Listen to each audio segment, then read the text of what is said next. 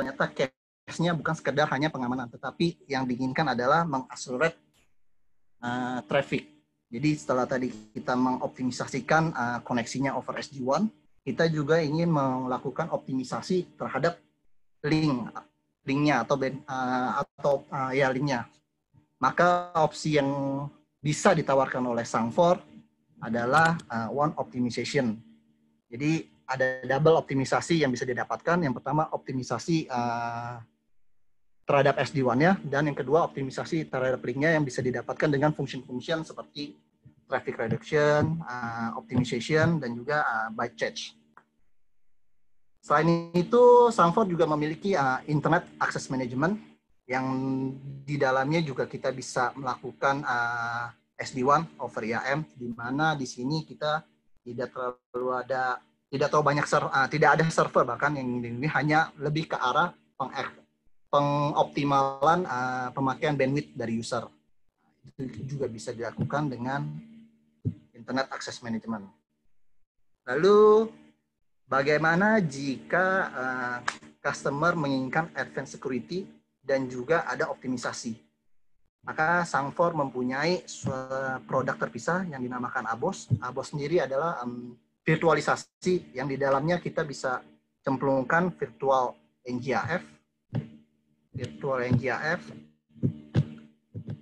atau virtual firewall, dan juga virtual 1O. Jadi customer bisa mendapatkan di protection dari firewall dan juga optimisasi dari 1O serta fitur SD-WAN dari Sangfor. Kemudian ada beberapa tipe customer juga yang seperti tadi, pabrik, warehouse, atau minimart yang tidak punya resource IT dan user-usernya di bawah 10. Sangfor sendiri juga punya solusi SD-WAN router, independent SD-WAN router, yaitu MIG. Ini dia berfungsi sebagai router SD-WAN, dan untuk untuk customer yang tipikalnya tidak banyak resource IT-nya, MIG ini bisa dibilang cukup mudah karena hanya a few steps untuk initial deployment-nya. Seperti itu.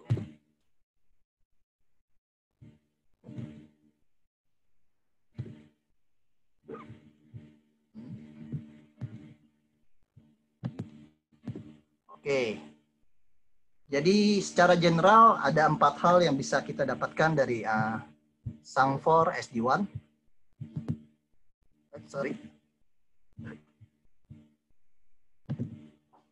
Saya undo dulu ininya.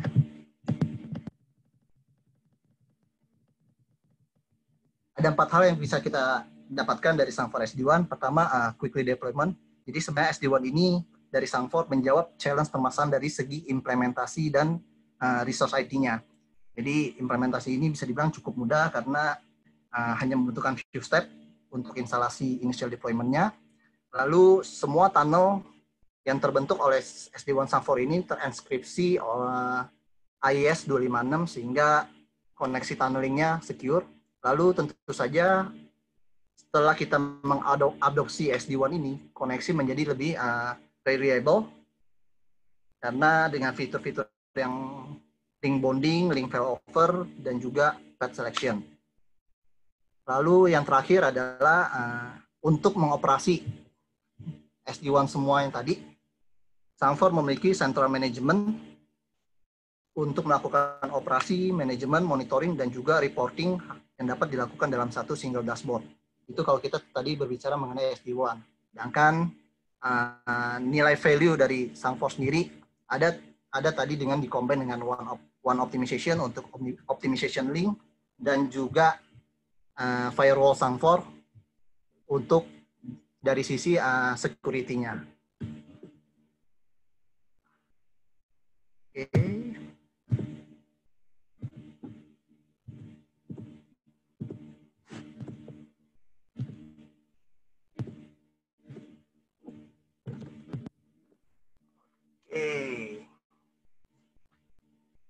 Lalu ini contoh kira-kira bagaimana kita membagi traffic berdasarkan kondisi link, either itu internet, VSAT, MPLS, broadband, atau Metro E. Jadi kita bisa mengklasifikasikan tipikal aplikasi yang akan ditransmit dari data center ataupun DRC ataupun sekalipun public cloud. Jadi aplikasi-aplikasi yang kritikal mungkin bisa diarahkan melalui private link yang lebih kualitas lebih bagus seperti MPLS, sedangkan aplikasi-aplikasi yang non kritikal bisa menggunakan traffic internet seperti itu. Dan preferensi terhadap link juga bisa kita tentukan berdasarkan algoritma yang ada di SD-WAN, baik itu secara best path atau bandwidth guarantee. Lalu ini mungkin sedikit analogi bagaimana kalau misalnya solusi SD-WAN diadopsi. Jadi yang tadinya MPLS 4 mega dan hanya ada satu link MPLS 4 mega, kita mereduce cost dari MPLS tersebut, lalu kita menambahkan 2 link yang notabene kita dapatkan bandwidth yang lebih besar. Jadi lalu kita bisa melakukan pembagian terhadap aplikasi-aplikasinya, dan juga kita juga akan mendapatkan bisnis high availability untuk seperti dari bisnis itu sendiri, dari application itu sendiri.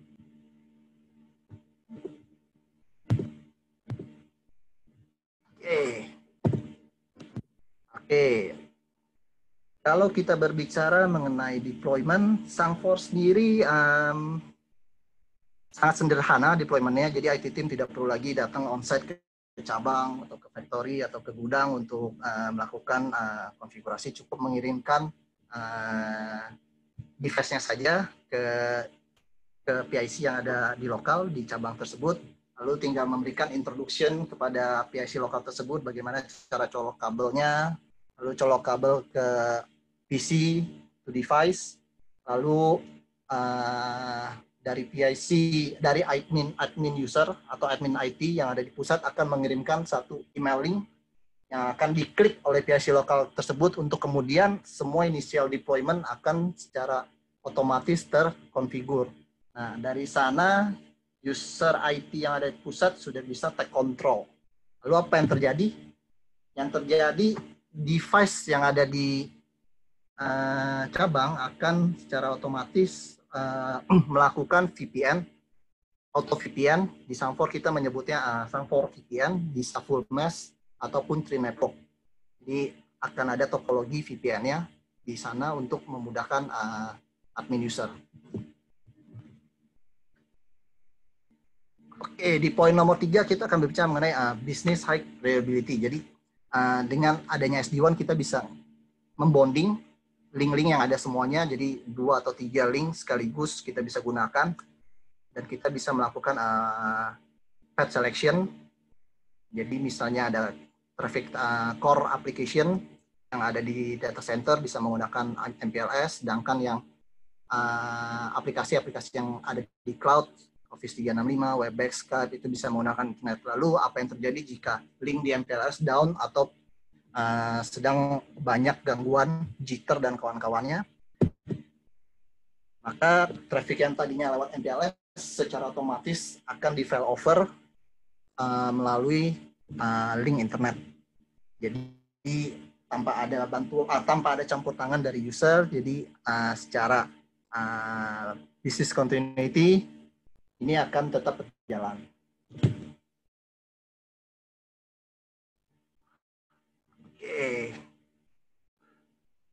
Dan jika kita bandingkan dengan kondisi sebelumnya secara operation, dengan adanya SD-WAN ini, kita bisa mendapatkan visualisasi antara pusat dan cabang. Kita bisa lihat device-device mana aja yang down, tunnel yang mana aja yang down, hingga user IT akan lebih mudah untuk melakukan penanganan, dan juga kita bisa melakukan mungkin seperti push policy dari pusat ke cabang, serta juga upgrade firmware secara sekaligus tanpa harus kita login ke masing-masing device yang ada di cabang. Lalu secara license pun juga bisa dilakukan semuanya di dalam satu single dashboard isi central management, sehingga memudahkan untuk user IT memanage, mengoperasi, dan serta juga monitoring semua device-device Sangfor yang ada.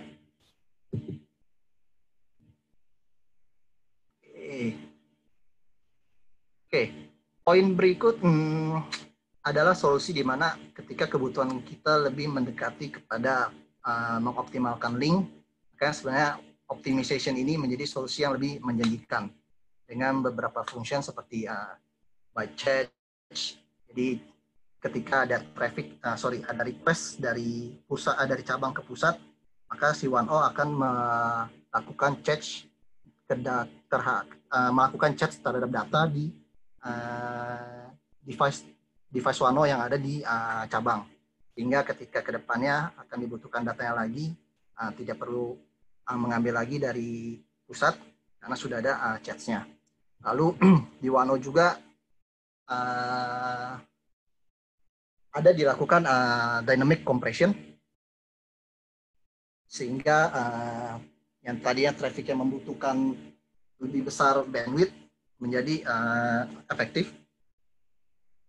Lalu di 1O ini juga kita juga ada IP traffic application proxy dan compression, serta juga ada TCP optimization, terutama yang TCP ya. Protokol optimization terutama TCP, sorry. Sedangkan kalau kita berbicara mengenai security, maka SD-WAN over firewall adalah solusinya.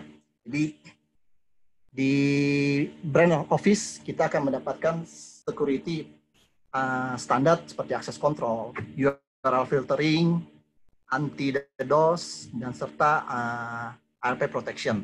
Dan sedangkan di pusat kita akan mendapatkan deep protection dari firewall Sang4 seperti intrusion detection system, intrusion prevention system, gateway antivirus, advanced protection threat, vulnerability scanner, dan jika dibutuhkan apabila ada aplikasi-aplikasi berbasis web yang dibutuhkan perlindungannya, kita bisa mengaktifkan web application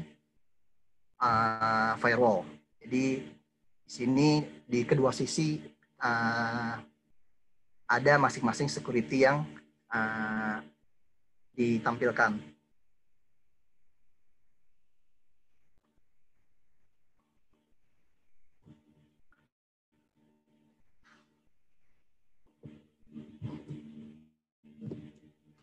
Oke, part 3, kenapa Sang4?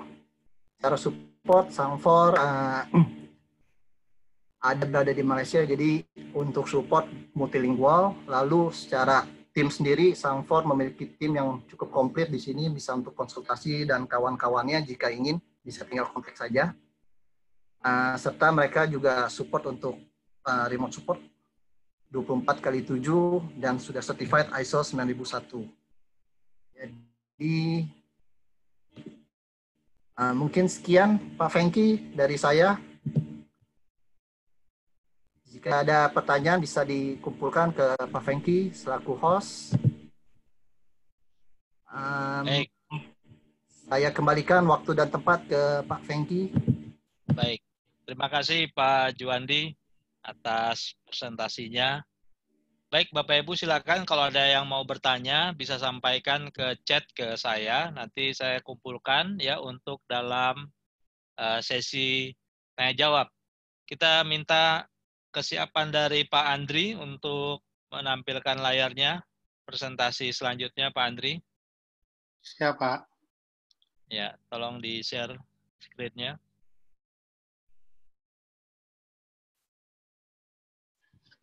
Oke.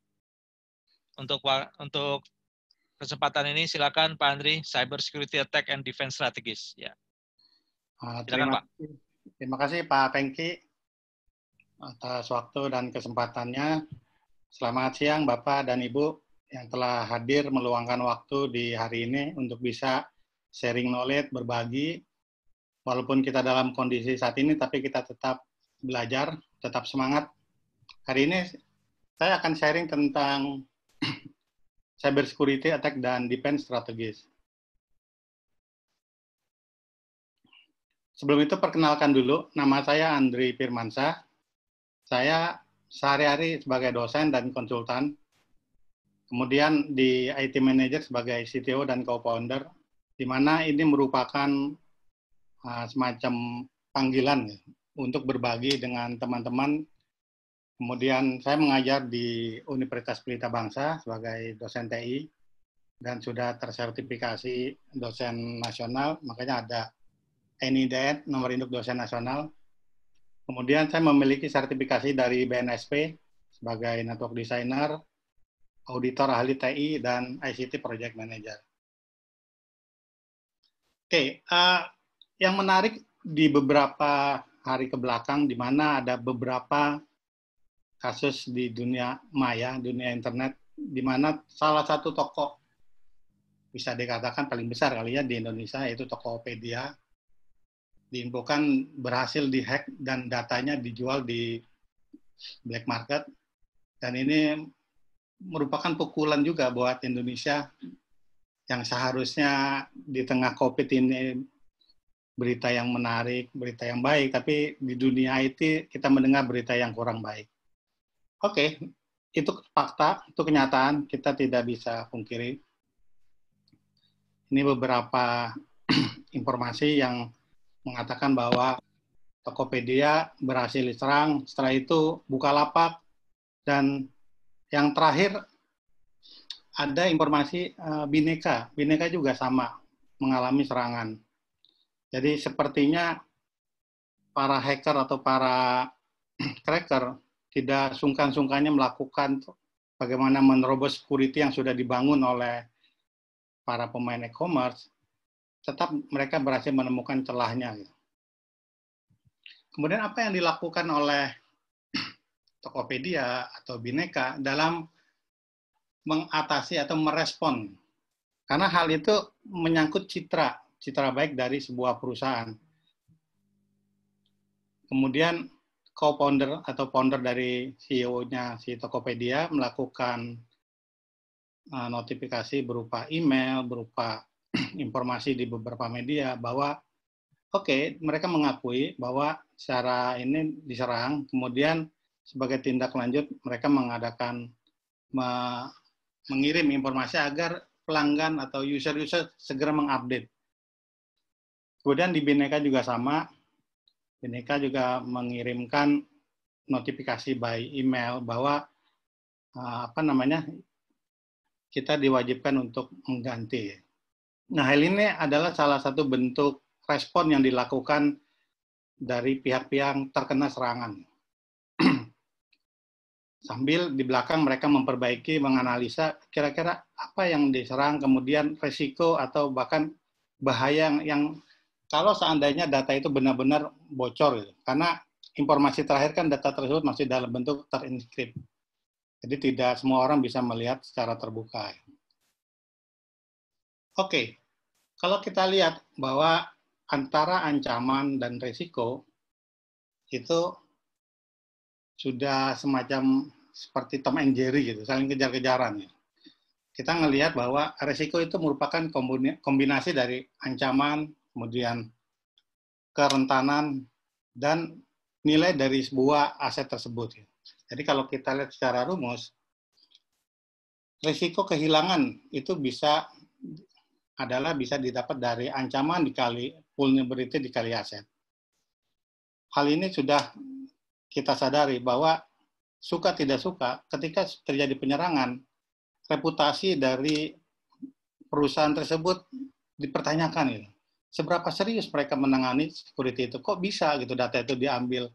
Jadi selama ini apa yang mereka lakukan, ada sebagian orang melihat itu belum maksimal. Sehingga memang walaupun kita sudah menerapkan security yang baik, tapi seperti kita ketahui di atas langit masih ada langit. Artinya, walaupun kita sudah memasang alat, tapi ada beberapa hal yang tetap harus kita rutin secara berkala dicek. Bisa juga mungkin data atau yang dipasang di perangkat itu belum update, sehingga menimbulkan celah di mana para hacker itu bisa masuk. Itu yang namanya vulnerability. Nah, vulnerability bisa ditutup dengan cara di-update, di-patch secara berkala. Makanya kenapa walaupun komputer kita sudah punya antivirus, anti-malware, tetap secara berkala wajib kita update. Karena tanpa kita mengupdate, risiko tetap mengancam. Even kita sudah mengupdate pun, kita bukan murni bebas 100% terbebas dari serangan cyber.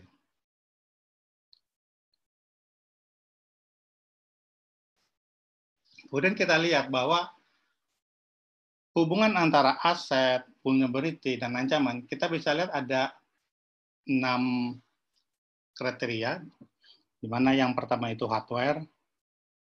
Kita bisa melihat kalau seandainya penempatan hardware-nya tidak diawasi, kemudian ditaruh di tempat yang lembab, kemudian tidak ada audit secara berkala, yang mengancam adalah salah satu hardware tersebut bisa dicuri. Ketika hardware itu dicuri, di dalamnya berisi data. Kalau berisi data, apalagi data-data perusahaan, itu berisiko bisa jatuh ke kompetitor. Itu ujung-ujungnya bisa membuat perusahaan kalah bersaing di pasar. Kemudian di kategori yang kedua yaitu software. Di situ juga sama, memiliki rentanan di mana jika software complicated, susah dipakai, menyebabkan user juga nggak akan memakai, gitu. Sehingga bisa terjadi abuse. Terus tadi juga Pak Juandi juga sudah membahas dari sisi network, di mana network itu adalah sarana yang menyalurkan data dari server ke end user atau dari server ke device kita. Nah, proses pengiriman data dari server, dari data center ke device atau ke endpoint itu membutuhkan enkripsi atau membutuhkan satu mekanisme bagaimana mengamankan. Nah, sebuah network yang tidak di-encrypt atau network itu plain atau tidak diprotek, itu bisa memiliki ancaman di tap di tengah jalan, sehingga orang bisa melihat secara gamblang password yang kita pakai untuk mengakses email, password yang kita pakai untuk mengakses Wi-Fi. Nah, hal-hal itulah yang nanti akan dimanfaatkan oleh hacker. Kemudian yang poin keempat itu adalah personal, yaitu orangnya, yaitu ketika orang itu tidak di training atau tidak memiliki pengetahuan nih, sehingga dia tidak tahu bahwa ini adalah sesuatu yang bahaya gitu kalau tidak dijalankan. Apalagi orang tersebut tidak dilakukan supervisi, sehingga menimbulkan pencurian perangkat, bisa menimbulkan kesalahan pemakaian dan sebagainya.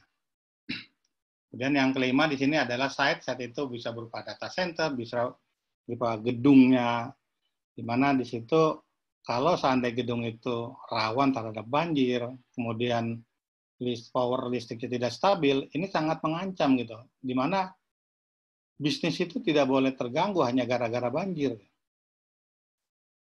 Kemudian bisnis juga tidak boleh terganggu hanya gara-gara listriknya mati gitu. Oke, PLN ada, tiba-tiba PLN-nya mati, kan bisa ada solusi lain, umpamanya disiapkan genset. Nah, hal-hal inilah yang nanti harus diantisipasi ketika ada serangan, entah serangan listriknya mati, atau serangan banjir, atau petir, kita udah bisa mengantisipasi. Dan yang terakhir, organisasi structure, yaitu perusahaannya, di mana tadi di survei sudah dibilang, IT policy itu salah satu hal yang penting, karena tanpa kebijakan, bagaimana nanti tim IT di dalam sebuah perusahaan bisa memutuskan bahwa ini yang boleh, ini yang dilarang, kemudian kalau tidak ada policy, nanti juga semua orang bisa menginstall aplikasi, itu juga bisa menimbulkan kerentanan akan keamanan cyber. Nah, hal-hal ini yang istilahnya sudah terdokumentasi. Kalau kita mau mengambil framework atau standar, itu bisa menggunakan ISO 27001. Sebagai contoh, beberapa hari yang lalu, saya menerima sebuah email. Email ini mengatakan bahwa saya ada problem gitu. Apple ID saya di-lock.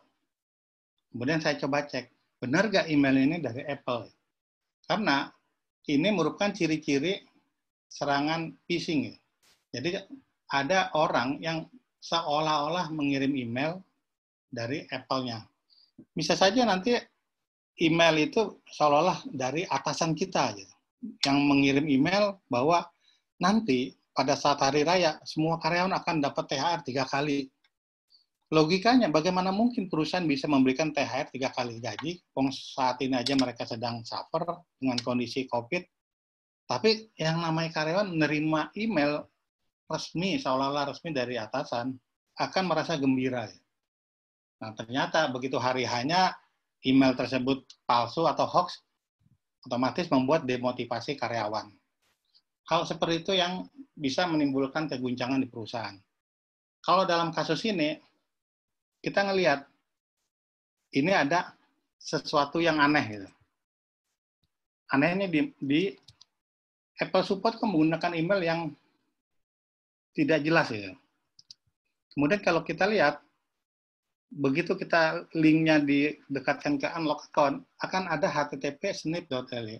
Nah, ini sudah pasti phishing, bukan email resmi. Jadi kita delete aja. Jangan lakukan aktivitas lain selain delete. Karena ini bisa aja nanti dia bisa semacam kayak Trojan atau bisa mengarahkan ke website yang nanti akan meng-capture data-data kita. Oke, kalau kita lihat runtutan peristiwa seperti tadi, saya menerima email, berarti kan sistem berjalan normal. Kemudian, kalau seandainya saya membuka email itu, ternyata sistem mail di kantor tidak mendeteksi, artinya sensor-sensor mengatakan, oh semuanya oke, everything is okay. Gitu. Kemudian, user mengalami kegagalan ketika dia mencoba mengakses email dari handphone.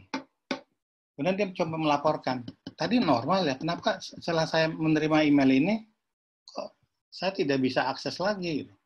Karena kenyataannya,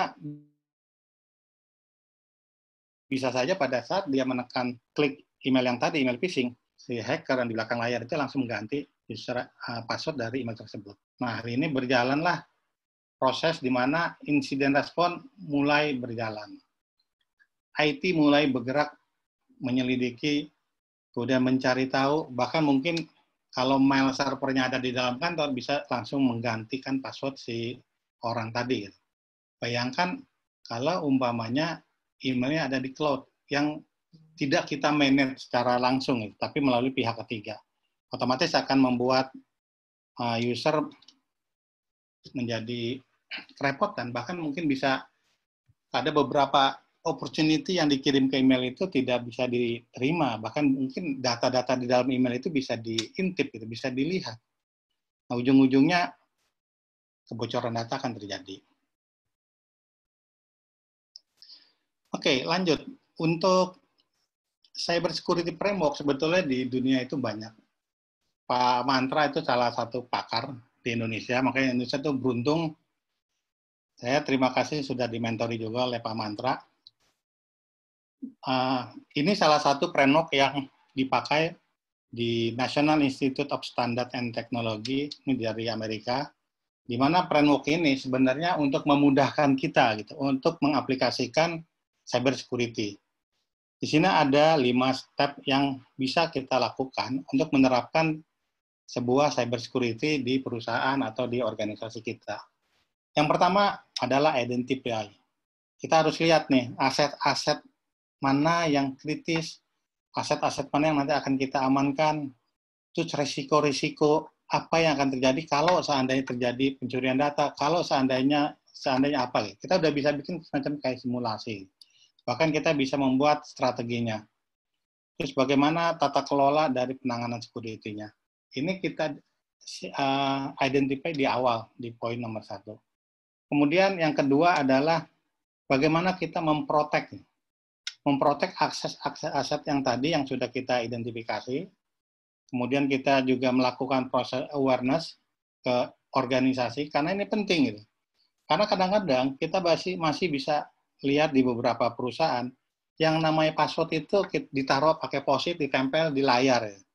Artinya itu password sakti, jadi semua orang bisa pakai. Ya. Nah, itu kan hal terlarang gitu, yang tidak boleh dilakukan. Kemudian ada admin bisa sharing password hanya gara-gara nggak mau pusing gitu, nggak mau, ya udah yang penting cepat selesai masalahnya. Nah, itu juga perlu dilakukan proses awareness training dalam rangka meminimalkan risiko. Kemudian situ ada beberapa seperti predictive teknologi, information protection, dan sebagainya.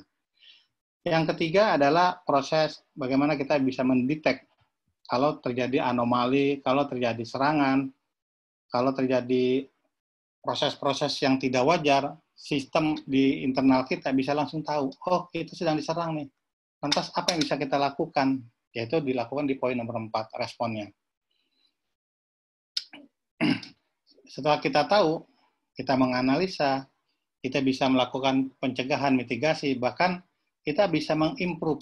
Kita ngelihat nih, bolong di, contoh, umumnya bolong di website kita, sehingga orang bisa melakukan SQL injection, kemudian orang bisa masuk, merubah database hanya melalui script lewat HTTP. Gitu.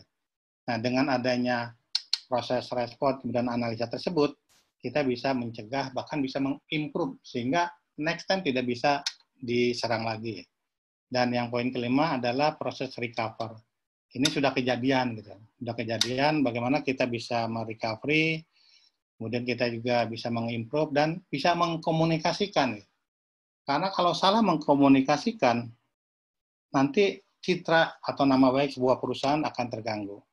Kayak tadi dari pihak Tokopedia, kemudian dari pihak Bhinneka, sudah melakukan proses komunikasi, yaitu dengan mengirim email, kemudian koordinasi dengan pihak-pihak terkait, bagaimana mereka bisa menanganinya, sehingga supaya next time tidak diserang lagi. Nah, framework inilah yang nanti bisa dipakai oleh Bapak Ibu di dalam mengimplementasikan cyber security di organisasi.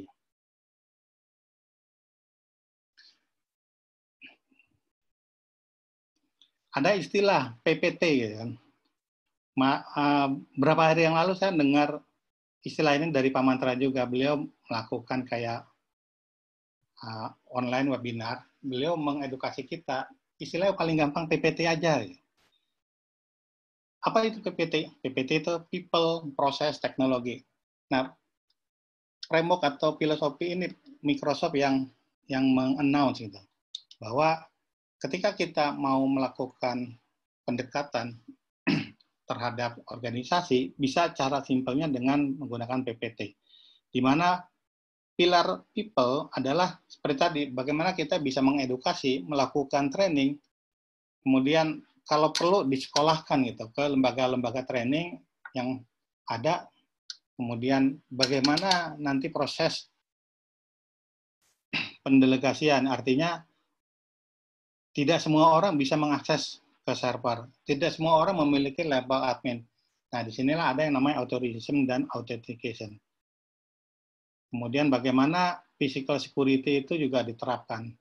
Ketika kita untuk masuk ke ruang server butuh akses, butuh ada layer-layer, jadi tidak sembarang orang bisa menggunakan kartu, bisa menggunakan fingerprint, bahkan mungkin kalau kritikal menggunakan retina scan. Sehingga orang itu benar-benar mumpuni gitu. Orang itu memang layak untuk mengoperasikan atau mengelola sebuah data center yang dimana tersimpan aset perusahaan. Kemudian dari pilar proses, di situ bagaimana nanti organisasi itu menjalankan sebuah tata kelola, kemudian membuat policy dan prosedur, sehingga tidak sembarang orang bisa meminta email, meminta akses ke aplikasi. Bahkan nanti bagaimana kalau seandainya kita ada kerjasama dengan pihak ketiga, dalam hal ini vendor atau third party, yang semuanya itu harus bisa diaudit. Ya. Ada beberapa framework nanti yang bisa kita pakai di sana, proses. Bisa menggunakan ISO 9001, mungkin kalau nanti di tata kelola bisa menggunakan COBIT, kemudian kalau di pelayanan kita bisa menggunakan ITIL, dan sebagainya. Ya. Dan yang terakhir, di sisi teknologi, pilar teknologi ini pilar yang teman-teman dari prinsipal seperti tadi, Pak Jandi. Jadi inilah domainnya para vendor. Gitu. Mereka yang menjual solusi-solusi yang sudah mereka coba dan mereka tes, sehingga kita tinggal menggunakan. Di sini bagaimana nanti sistem itu didesain, kemudian di-harden, koneksinya dengan metode AES tadi 256, di-encrypt, bisa menggunakan VPN, dan sebagainya. Kemudian di sini juga ada teknologi jamming dan spoofing, dan ada teknologi detection dan monitoring. Nah, ini yang berkaitan dengan teknologi. Jadi, kaitan antara people, proses, dan teknologi ini memang sangat berpengaruh dan sangat erat untuk bisa mendukung terciptanya cyber security yang baik, gitu. Sehingga organisasi di kita menjadi aman, minimal lebih kuat terhadap serangan, ya. Entah serangan dari dalam atau serangan dari luar. Sekarang bagaimana kita bisa menenhance, meningkatkan postur atau meningkatkan kemampuan dari keamanan kita. Ini yang pilar yang pertama dari segi proteksi. Bisa kita gunakan firewall, bisa kita menemukan endpoint, antivirus, dan sebagainya. Kemudian ada pilar yang kedua, yaitu detection, bagaimana meningkatkan kalau terjadi serangan, deteksinya lebih sensitif, gitu. Jadi kita bisa segera merespon kejadian sedini mungkin.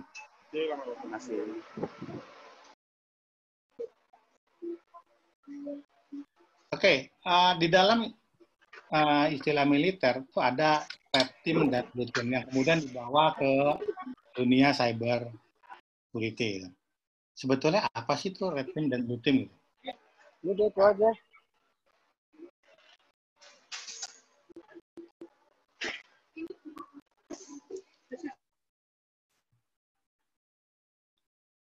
Oke, lanjut ya.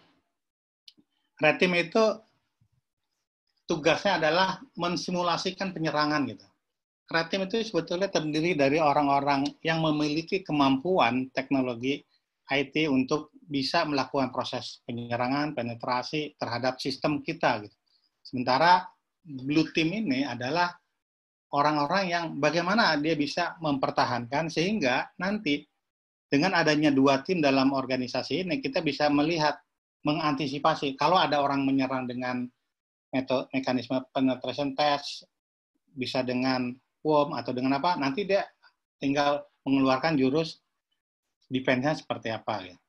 Nah, orang-orang ini adalah orang-orang yang bisa di-hire atau bisa company bayar, jadi nggak usah perusahaan membuat IT-nya orang benar-benar yang dipersiapkan untuk ini. Karena ini menyangkut dengan budget, ya. Bisa saja tinggal panggil dari tim BSSN atau dari tim Pak Pengki untuk bisa membantu acting sebagai tim attack, sebagai red team. Oke, ini red team, bukan red team ya, mohon maaf. Ini tugasnya adalah dia mengeksploitasi, gitu, kelemahan-kelemahan sistem yang akan dites itu, kemudian dia akan mencoba masuk dengan berbagai macam cara, berbagai macam skenario, kemudian dia juga melakukan black box testing. Contoh kalau seandainya login, kalau umumnya dicoba dengan string ini, ada apa, gitu, responnya bagaimana. Bahkan dia juga bisa melakukan social engineering, berpura-pura sebagai seorang IT, telepon ke kantor, butuh support, menanyakan, dan sebagainya. Bahkan dia juga bisa melakukan proses scanning, ya. Scanning itu bisa melihat port-port apa yang terbuka di server kita, ya. Nah, si blue team ini dia harus mempersiapkan seolah-olah dia yang nanti semacam yang mempertahankan sistemnya, ya. Nanti yang melindungi infrastrukturnya. Terus yang melihat kalau terjadi damage atau kerusakan, bagaimana mengatasinya. Jadi dengan adanya red team dan blue team ini, diharapkan kita bisa seolah-olah bisa membayangkan, bisa mensimulasikan hal-hal terburuk apa yang nanti akan terjadi. Seperti kalau ada orang menyerang dengan proses kirim flash disk ke kantor, dicolokkan, kemudian virusnya nyerang, apa yang perlu diantisipasi? Misalnya dengan menutup flash disk, semua data disimpan di server, user hanya boleh mengakses hal-hal yang sudah di whitelist, sehingga ketika user bekerja, ya sudah sesuai dengan job desk-nya saja, ya. Nggak perlu mengakses hal-hal yang bisa membahayakan. Nah, ini yang nanti akan dibuatkan semacam kayak prosedur kemudian di situ yang akan dimasukkan sebagai tata kelola perusahaan. Ini beberapa contoh yang dilakukan oleh red team. Di situ ada penetration testing, social engineering, tadi ada phishing, ada card cloning bahkan. Kemudian kalau dari sisi blue team, contohnya adalah bagaimana dia mengaudit DNS-nya, kemudian bagaimana dia harus menginstall endpoint security sehingga semua device yang ada di kantor itu memiliki antivirus, bahkan langsung bisa terkonek ke VPN. Kemudian ada pembagian jaringan, oh ini jaringan khusus server, oh ini jaringan untuk bagian finance, bagian marketing, bagian sales, dan sebagainya. Sehingga kalau terjadi penyebaran worm, bisa langsung segera diantisipasi dan bisa dimatikan segmen tersebut. Ya. Bahkan secara berkala, dilakukan proses vulnerability scanning, dilihat web servernya apakah ini sudah menggunakan versi terbaru atau perlu di-patch, perlu di-update. Kemudian antivirus yang ada di kantor atau di organisasi apakah sudah yang last update dan sebagainya. Hal-hal itulah yang nanti dilakukan oleh blue team dalam rangka mengantisipasi. Kan seperti biasa, mencegah itu lebih baik daripada mengobati. Kalau sudah terjadi, effortnya lebih besar, biayanya yang dikeluarkan juga jauh lebih besar, bahkan reputasi perusahaan juga dipertaruhkan di sana. Ya. Ini kita lihat ilustrasinya, bagaimana kita harus mengamankan yang namanya data security, application security, endpoint security, kemudian network security, sampai nanti perimeter security. Jadi kalau kita lihat, ini merupakan hal-hal yang harus kita awasi, kita buat policy, kita harden, sehingga data yang ada dalam perusahaan menjadi aman. Di sini kita lihat penyerangan dari luar ke dalam, kemudian ada juga data yang disimpan di public cloud. Kalau sekarang sudah banyak orang yang menyimpan data di Google Drive, ada di Box, bahkan ada di OneDrive. Itu juga perlu jadi perhatian. Karena ketika nanti lupa password, hal yang sepele itu, lupa password, apakah ada mekanisme untuk recovery-nya? Karena biasanya makin secure, makin tidak nyaman, makin banyak fase-fase yang harus dia lakukan.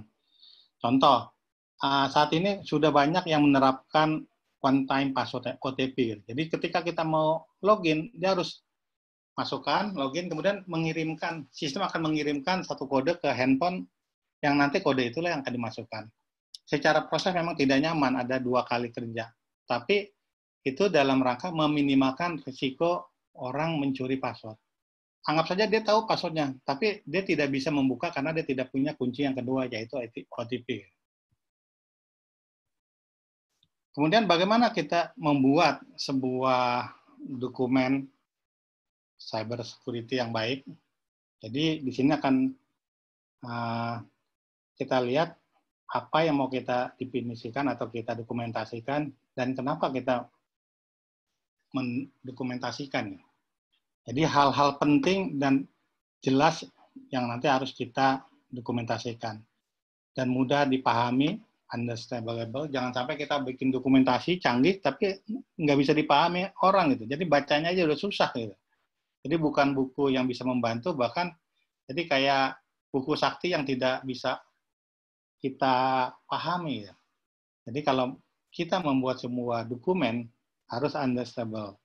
Terus urgensinya, terus pilihan-pilihan yang akan kita taruh seperti framework-nya, tools-nya, seperti itulah yang akan dimasukkan ke dalam dokumen.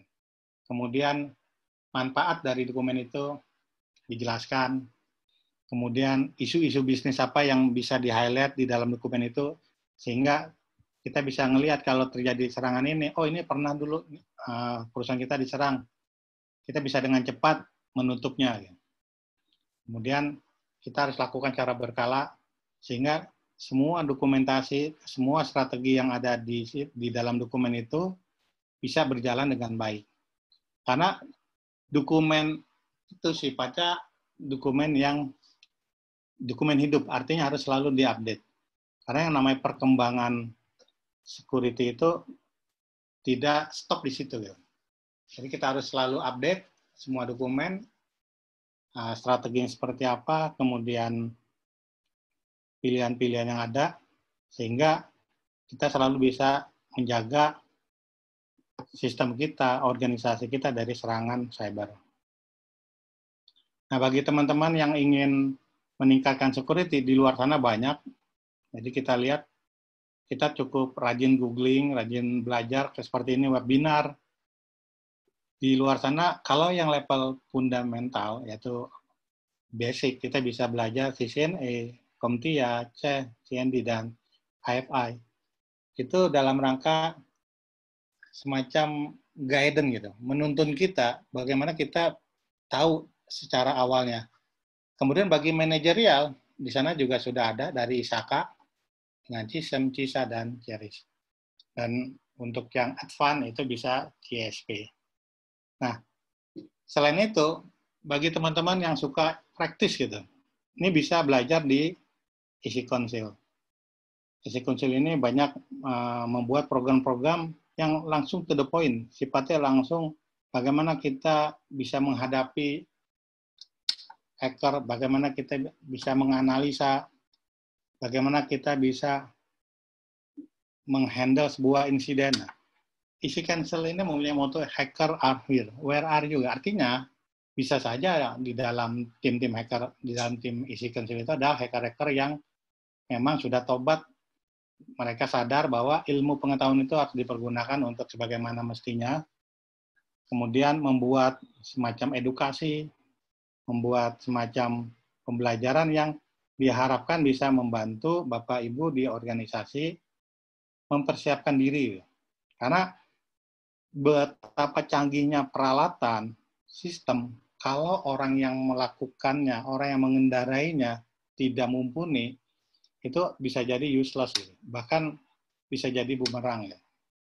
Jadi sebagai penutup, security penting, tapi jauh lebih penting adalah orang-orang yang di dalamnya itu, gitu. Orang-orang yang sebagai supirnya, sebagai drivernya. Dari saya itu, Pak Pengki. Terima kasih. Selamat siang. Oke, baik Pak Andri, terima kasih atas sharingnya pada siang kali ini. Untuk Pak Andri dan Pak Juandi, tadi sudah saya copy paste pertanyaan teman-teman. Silakan Pak Bambang mempersiapkan screen-nya.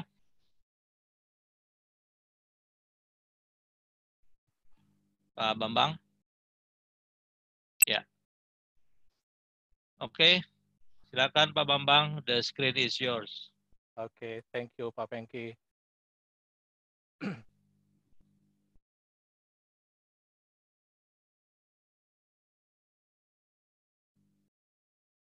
Oke, Assalamualaikum warahmatullahi wabarakatuh. Selamat sore kepada Bapak Ibu semua. Rekan-rekan semua, yang saya lihat ini cukup familiar ya. Saya ada beberapa wajah yang saya lihat ya. Saya mohon konfirmasi dulu, apakah suara saya Agak menghilang, Pak Bambang. Bapak? Suara agak menghilang. Suaranya ya, Pak? Oke, lanjut, Pak. Oke, thank you, Pak Andre. Oke, baik. Bapak Ibu semua, selamat sore sekali lagi. Perkenalkan, nama saya Bambang. Saya kali ini di sesi ini saya coba membawakan materi mengenai konsep dari how to manage risk sustainable of services ya. Jadi kalau kita bicara mengenai bagaimana memanage risiko dan keberlanjutan layanan, perspektif saya yang nanti saya akan sampaikan adalah terkait dengan organisasi.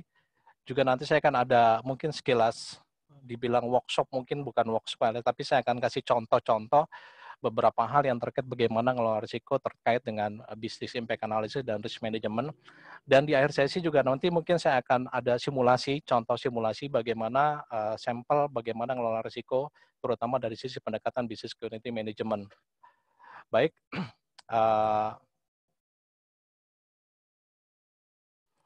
Oke, ini mengenai profil saya. Kalau saya sehari-hari mengajar juga di kampus seperti Pak Andri lainnya. Pak Andri, saya di Insan Bangunan. Saat ini saya juga aktif di satu perusahaan PT Pandu Cipta Solusi dan support di beberapa company, dan juga saya juga di IT Manager Academy tadi dengan Pak Andri. Oke, ini beberapa portfolio saya di bawahnya terkait dengan kegiatan BCM. Oke,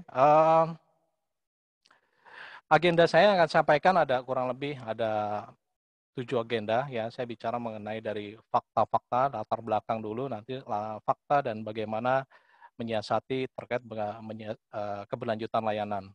Oke. Kalau kita bicara latar belakang, di sini kalau kita lihat baik perusahaan itu bicara baik pemerintah atau swasta, bicara akademik, ya, organisasi, perguruan tinggi sekolah, termasuk juga kalau kita bicara kementerian, lembaga, dan yayasan, semuanya mempunyai tujuannya atau goalnya. Dan tujuan goal dari mereka biasanya adalah kita bicara mengenai tumbuh dan berkembang. Ya, selain kalau kita bicara tidak semuanya organisasi atau perusahaan itu bicara profit oriented. Kalau bicara yayasan lebih ke bagaimana organisasi itu bisa berkembang.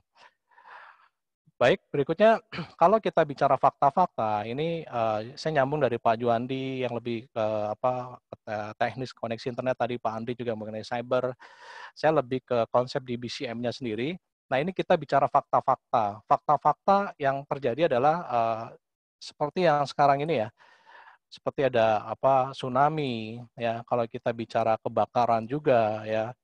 Terus kalau kita bicara banjir ya. Terus gempa bumi ya, dan yang saya terus terang kalau bicara di dunia konsep bisnis continuity, saya nggak pernah terpikirkan kasus seperti ini. Jujur, saya ngobrol juga dengan beberapa teman, kasus pandemi COVID-19 ini tidak pernah terpikirkan. Ya, selama ini saya juga diskusi sama beberapa orang-orang tua, ya, orang tua yang di umur 60, pernah nggak ada kejadian model seperti ini di mana kita semua tidak bisa beraktivitas secara organisasi, ya, seperti yang terjadi, bisa dikatakan lockdown atau PSBB. Mereka mengatakan hampir 60 tahun atau 50 tahun tidak pernah merasakan seperti ini. Ya. Artinya dampaknya itu bisa dikatakan kasus pandemik yang COVID-19, ya, itu nggak pernah dipikirkan. Ya, dan tidak pernah dipikirkan, dan yang terjadi adalah pada saat suatu bisnis tadi itu di stop, ya, contoh peraturan gubernur DKI supaya perusahaan itu harus menutup dan harus bekerja dari rumah. Salah satunya banyak perusahaan yang kalau diskusi dengan saya itu banyak yang nggak siap. Nggak siapnya apa? Nggak siapnya dia bingung. Loh, kita di stop nih, bagaimana kita operasional perusahaan kerja bagaimana nih? Sedangkan semua data ada di sana gitu, server ada di sana gitu. Dan itu yang akhirnya sampai sekarang juga masih suka bingung mereka. Nah, solusi yang terakhir yang mereka jalankan saat ini adalah salah satunya mereka yang menggunakan tadi sistem remote atau VPN. Ya. Tapi yang terjadi adalah orang sebenarnya kaget-kaget. Bicara kaget yang nggak pernah terpikirkan terjadi, akibatnya bisnis semuanya bisa dikatakan tidak sesuai dengan schedule. Ya. Kalau kita bicara itu fakta, ya. Juga ini ada hacker ya, bicara hacker. Nanti saya bicara serangan dari sisi disaster itu ada 3 nanti. Baik, nah kalau kita bicara tadi, fakta-fakta tadi yang mengakibatkan bencana tadi, akibatnya adalah target dari organisasi tidak tercapai.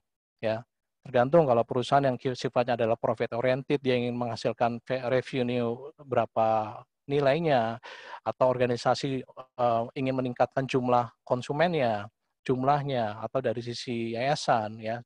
Nah, akibatnya organisasi itu tidak tercapai misinya, ya. Nah, ini juga saya ambil fakta-fakta ya, fakta-fakta lain terkait dengan bencana di Indonesia. Ini saya ambil survei tahun 2006 sampai 2016, ya. Ini dari sumbernya adalah dari konversi Fasidas ya, UGM. Ini kalau dilihat banjir termasuk yang dominan ya, banjir termasuk dominan, terus kedua diikuti puting beliung dan tanah longsor. Ya, ini kalau kita lihat grafiknya, ya, grafiknya cukup besar. Terus ini juga Indonesia dianggap sebagai negara paling berisiko terhadap dengan serangan IT, ya, atau cyber security. Ya, ini Indonesia nomor 1, ya, dengan 23%. Ini kita bicara fakta-fakta. Terus kalau saya coba googling ya, backbone internet mati. Nah, itu langsung mati. Internet, Telkomsel gangguan, ini penjelasannya. Sekarang ini bisa dikatakan kita tuh udah tergantung banget ya sama internet koneksi, dimana kalau tidak bisa diantisipasi, orang terganggu gitu ya untuk berkirim data dan seterusnya. Ini fakta-fakta lainnya, ya. Saya coba keyword kalau nggak salah ini ribuan arsip kebakar ya. Ini ada salah satu bank nih, ya, kebakar, datanya bicara data nasabah dan seterusnya. Itu nggak bisa kebayang kalau data-data itu tidak ada backup ataupun dokumen salinannya. Ya, ini saya bicara seperti itu fakta. Nah, keberlangsungan bisnis layanan itu harus tetap jalan. Kenapa? Karena tadi saya cerita di awal adalah bahwa organisasi itu harus tumbuh dan berkembang. Ya, harus tumbuh dan berkembang. Makanya dengan adanya ini semuanya harus tetap bisa jalan. Nah, saya bicara mengenai definisi disaster ya. Definisi disaster ini bisa saya definisikan adalah peristiwa alam ya atau buatan manusia ya serta teknologi. Nanti saya jelasin apa sih contoh dari bencana yang disebabkan karena alam, yang disebabkan oleh buatan manusia oleh teknologi. Nanti saya kasih sampling di slide berikutnya ya. Jadi peristiwa alam dan manusia serta teknologi apapun yang mengganggu operasi bisnis layanan. Jadi keywordnya adalah apapun bencana atau peristiwa yang impact-nya adalah layanan. Nah, nanti kita bicara nanti ada layanan yang kita bagi level yang high, medium, dan low ya. Jadi kalau kita bisnis layanan tuh ya bicara core-nya sebenarnya, yang berdampak core-nya. Nanti kalau kita biasa dalam konsep dari risk assessment yang kita pilih adalah yang Pareto. Pareto itu yang tertinggi. Yang tertinggi apa? Yang high risk dulu yang semuanya. Yang impact-nya ke bisnis yang mana gitu. Yang itu yang nanti yang perlu di follow up. Sedemikian cara yang signifikan cukup besar dan upaya terorganisasi diperlukan untuk mencapai pemulihan. Jadi itu kalau kita bicara mengenai disaster atau bencana, ya. Terus kalau kita bicara mengenai jenis-jenis dari disaster, ini saya bagi 3, ya. Jadi kalau bencana dulu sebelum ada teknologi, bencana itu disebabkan kalau nggak alam ya manusia.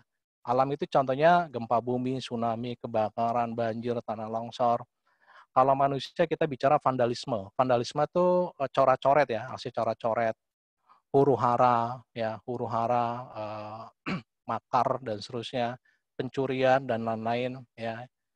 Kalau dari sisi teknologi, ini bisa dari sisi disebabkan karena virus, ya, oleh bug, oleh server ataupun koneksi down. Nah biasanya kalau orang non IT biasanya bicara risk 2 perspektif ini nih. Kalau nggak alam manusia gitu. Tapi kalau dengan sekarang pendekatannya semua sudah ke IT, item ketiga ini teknologi diikut sertakan. Kenapa? Karena bisa dikatakan bisnis sudah tergantung sama IT semuanya, hampir semuanya dikatakan seperti itu. Nah, kalau kita bicara business continuity, ini definisinya adalah proses berkelanjutan. Jadi kalau dari definisinya business continuity ada proses berkelanjutan. Untuk memastikan bahwa langkah-langkah yang diperlukan telah diambil ya untuk mengidentifikasi dampak dari potensi kerugian dan mempertahankan strategi pemulihan yang layak, baik dari sisi pemulihan rencana dan keberlanjutan layanan. Nanti saya bagi ada 3 ya konsep dari sisi konsepnya bagaimana pra atau pada saat bencana, pra bencana, pada saat bencana, atau setelah bencana. Ya, nanti saya akan gambarkan simulasinya. Jadi proses berkelanjutan kalau saya asumsikan itu adalah seperti proses PDCA. Mungkin rekan-rekan sudah terbiasa dengan proses PDCA, Plan, Do, Check, Action, di mana referensinya adalah nanti dia akan mutar balik ya. Jadi bukan hanya sekedar P, D, C, A selesai, tapi ini akan mutar balik. Nah, pembahasan ini akan saya bahas lebih lanjut di slide berikutnya ya. Jadi pendekatannya di sini sudah di mapping, ada beberapa pendekatan. Nah, ini juga pemahaman dasar terutama mengenai konsep disaster. Ini kalau disaster recovery atau pemulihan bencana, ini bagian dari konsep business community, bagian dari keberlanjutan layanan. Objektifnya adalah mengembalikan proses bisnis yang kritikal. Artinya apa? Proses-proses bisnis yang kritikal itu yang dihidupin dulu, yang dinaikin dulu, yang dijalankan. Kenapa? Karena kalau tidak dijalankan, bisnis nggak jalan. Contoh kalau kita bicara banking, terkait dengan core-nya dia apa? Perbankan. ya. Terus kalau bicara IT-nya berarti koneksinya, aplikasinya itu harus naik dulu tuh. Terkait sama orang-orang bagian umum, terus bagian yang lain, support itu nanti dulu. Yang penting core-nya dulu naik, yang kritikal. Nah, fokusnya adalah bagaimana menyelamatkan data. Time frame-nya kalau kita bicara umumnya adalah biasanya 30 hari. Artinya sejak terjadi bencana itu 30 hari itu coba ditargetkan itu jalan dulu up ya. Solusinya adalah kita bicara hot site recovery atau menyelamatkan yang sedang berjalan.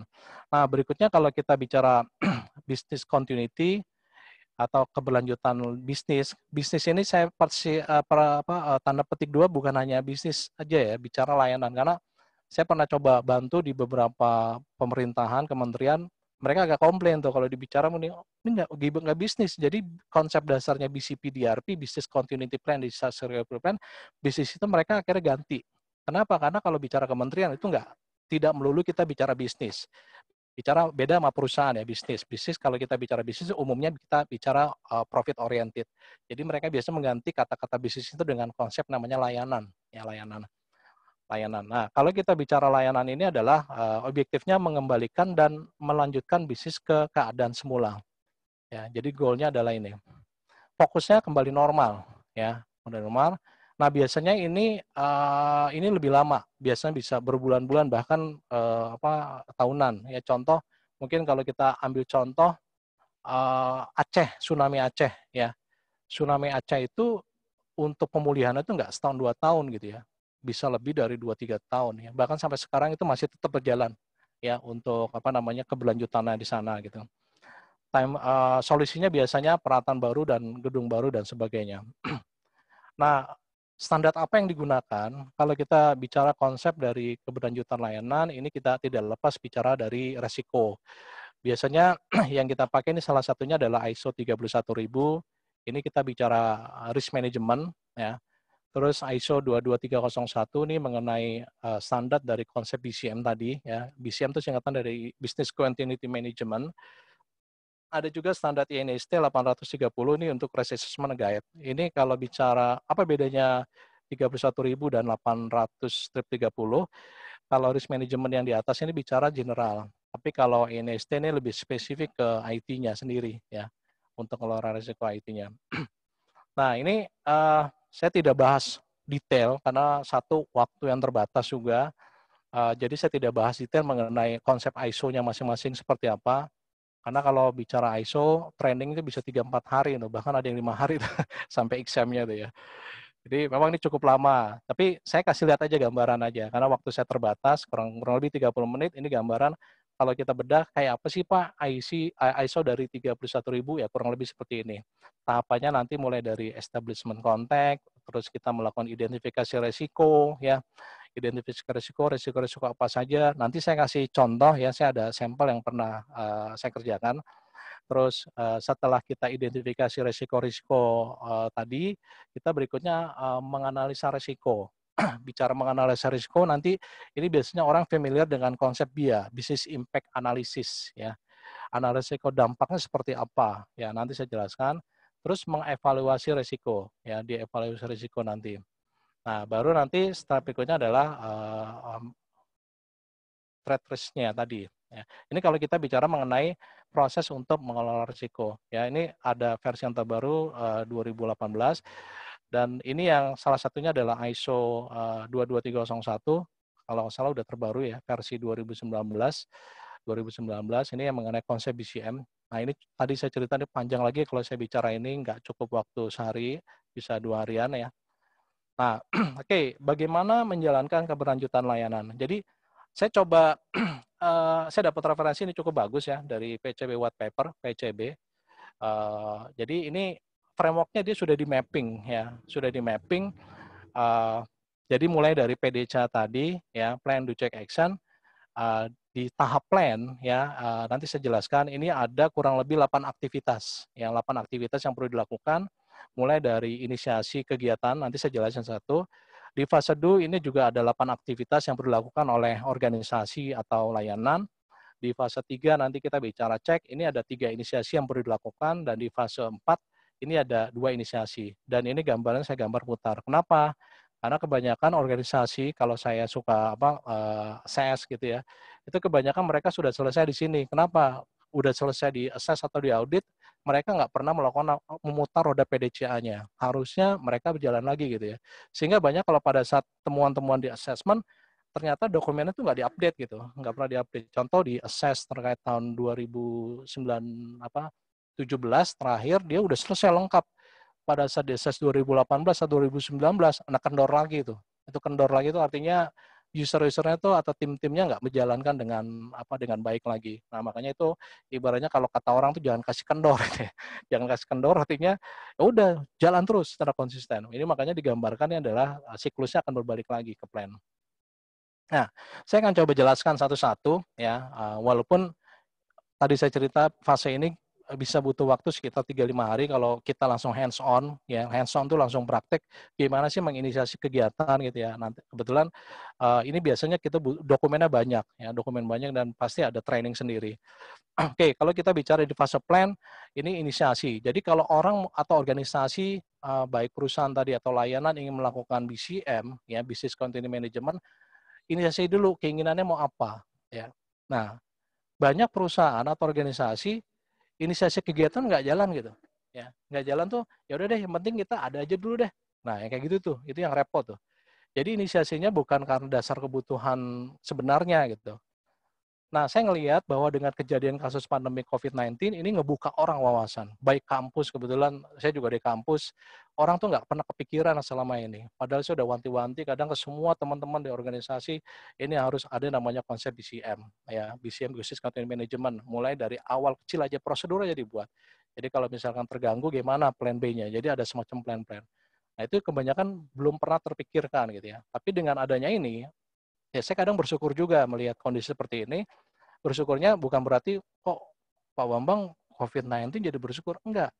Saya bersyukurnya bukan karena ada hikmah. Orang bilang setelah kejadian pasti ada hikmah. Hikmahnya apa? Orang jadi aware. Aware apa, Pak? Aware mengenai bagaimana pentingnya sebuah layanan itu jalan gitu. Jangan sampai maaf karena kasus seperti ini, ya udah nggak jalan sama sekali tuh. Nggak jalan. Entah perusahaan, entah kampus, ya, entah yang lain. Itu kadang saya dalam hati saya itu miris gitu. Akibatnya bisa terganggu banget itu. Yang kasihan adalah mahasiswanya kalau kita bicara organisasi, kalau kita bicara di perusahaan itu adalah konsumen ya gitu. Nah, artinya kalau kita bicara ini inisiasi penting nih. Munculnya dari mana? Munculnya dari top down. Top down itu dari mana? Dari level atas. Kalau di perusahaan kita bicara adalah dari sisi manajemen, dari sisi kalau di perguruan tinggi itu adalah bisa dari yayasan atau kepala-kepalanya menginisiasi tadi. Oke, kita penting nih, ini ada masalah nih. Oke, kita kumpul bareng, kita harus lakukan yang konsep namanya BCM. Ya. Berikutnya kita di fase kedua ini pahami kondisi perusahaan Anda. Jadi biasanya kalau sebelum kita melakukan tahap 2, kita pahami dulu struktur organisasi seperti apa. Ada nggak bagian-bagian yang namanya risk management? Ya itu kita assess dulu gitu ya. Karena banyak juga di perusahaan-perusahaan organisasi bahkan kampus tuh nggak ada bagian yang namanya risk management. Ya, dengan adanya ini mau nggak mau harus ada. Ya. Terus yang ketiga ini menganalisis sistem yang berjalan. Di as-is dulu kondisi saat ini, flow prosesnya gimana gitu ya, dipelajari dulu kondisi sistemnya. Mulai dari awal sampai dengan akhir itu dipotret dulu. Terus setelah itu di fase 4 dari plan ini persetujuan proyek BCM. Nah ini yang biasanya orang sebut sebagai kick off. Nah, kick off itu apa? Kick off itu setelah semuanya kejadian rencana jalan, dibikin tahapan tadi, semuanya kita gong, ibaratnya ketok palu. Tong, oke, kita BCM jalan. Semua orang nggak ada yang nggak mau harus jalan semuanya. Ya ini biasa di level tadi, level top tadi. Dan harus didukung di level menengah dan bawah, kalau kita bicara struktur organisasi. Berikutnya, kalau kita bicara mengenai batasan scope, ya, batasan scope, ini di-clearin dulu, kita skopnya mau mana gitu. Karena kalau kita bicara BCM tuh luas ya.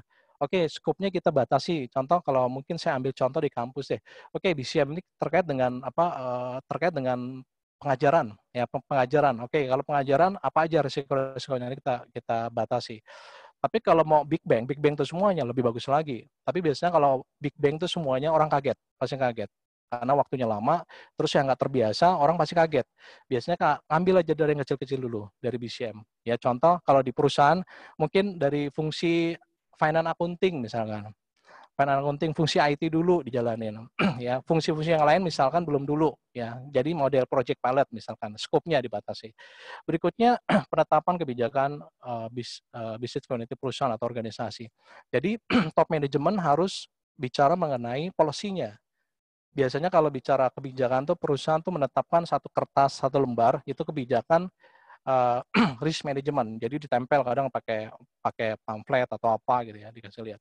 Ditunjukkan bahwa mereka komitmen untuk jalanin itu dan kebijakannya apa aja gitu. Terus penentuan analisa dampak bisnis. Nah, ini kita bicara mengenai di fase dampak analisa bisnis atau BIA tadi, business impact analysis. Seperti apa yang perlu dilakukan. Nanti saya ada contoh sampel-sampel yang mungkin nanti bisa saya tunjukkan ya. Baru berikutnya adalah kita melaksanakan risk assessment, mengakses risiko-risikonya ya. Nah, di fase kedua, di fase 2 kita penetapan strategi ya. Penetapan strategi ini lebih ke strateginya mau seperti apa, tadi saya cerita ya, apakah seluruh fungsi itu bicara kalau di perusahaan departemen atau divisi, atau kalau bicara kampus tadi mungkin di bagian apa, kan kalau bicara kampus itu ada PKM ya, penelitian, pengabdian, pendidikan pengajaran sama research gitu ya, pengabdian masyarakat. Mau yang mana dulu nih yang mau terkait sama di ini, skopnya dulu ditentukan. Strateginya apakah bagian-bagian tadi per divisi atau departemen. Berikutnya kita bicara mengenai penerapan struktur organisasi. Nanti saya ada contoh mungkin bisa anggap sampling ya. Penerapan struktur organisasi business continuity. Jadi strukturnya nanti mau seperti apa? Ada nggak orang risk management? Nanti saya kasih lihat ya. Saya kasih lihat. Atau mungkin sebentar, saya kasih lihat. Mungkin biar lebih enak nanti saya kasih lihat aja. Sebentar.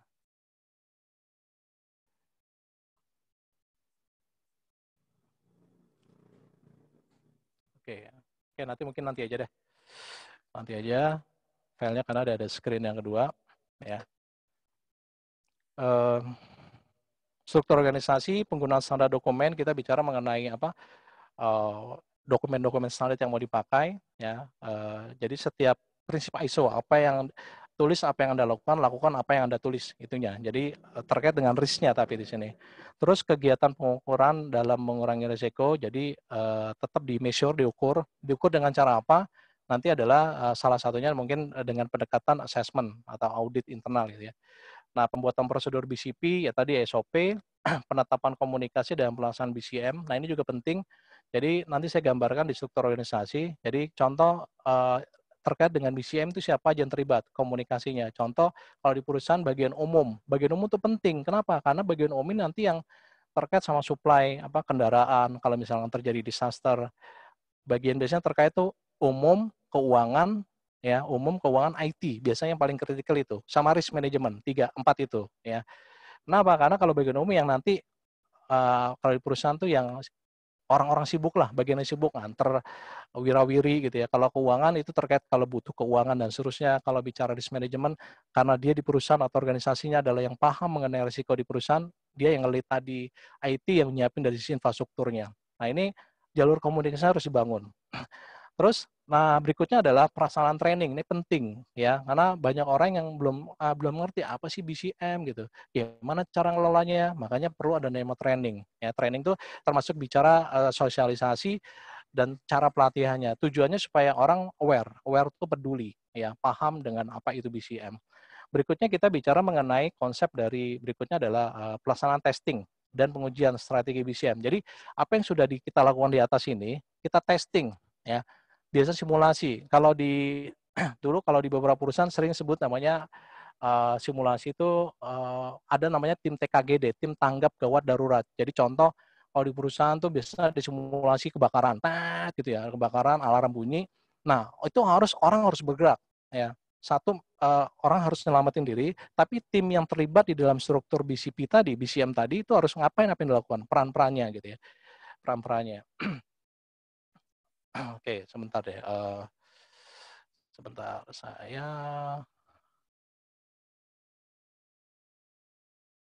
Oke, ini ada ya.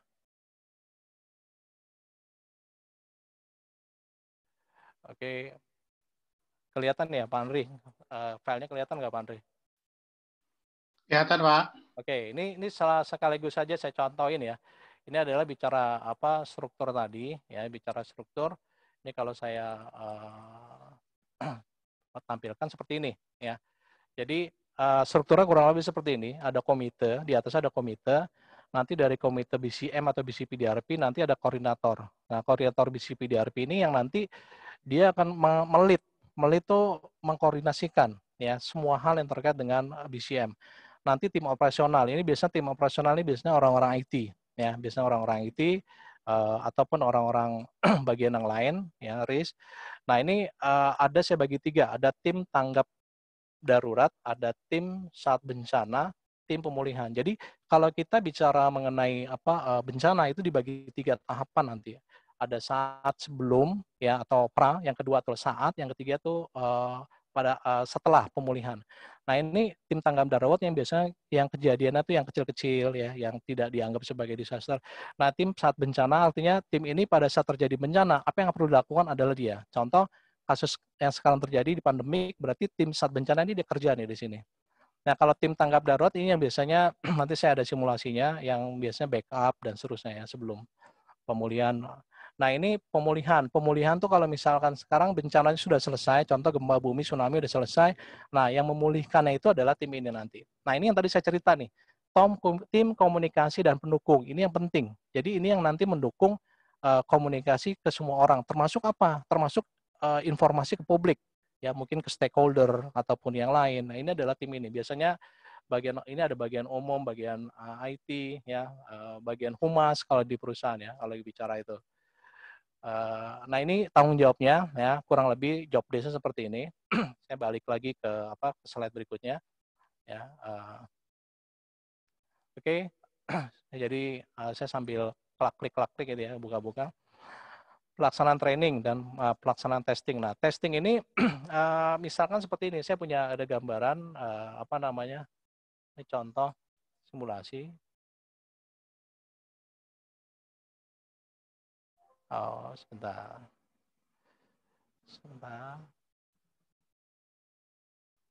Saya mungkin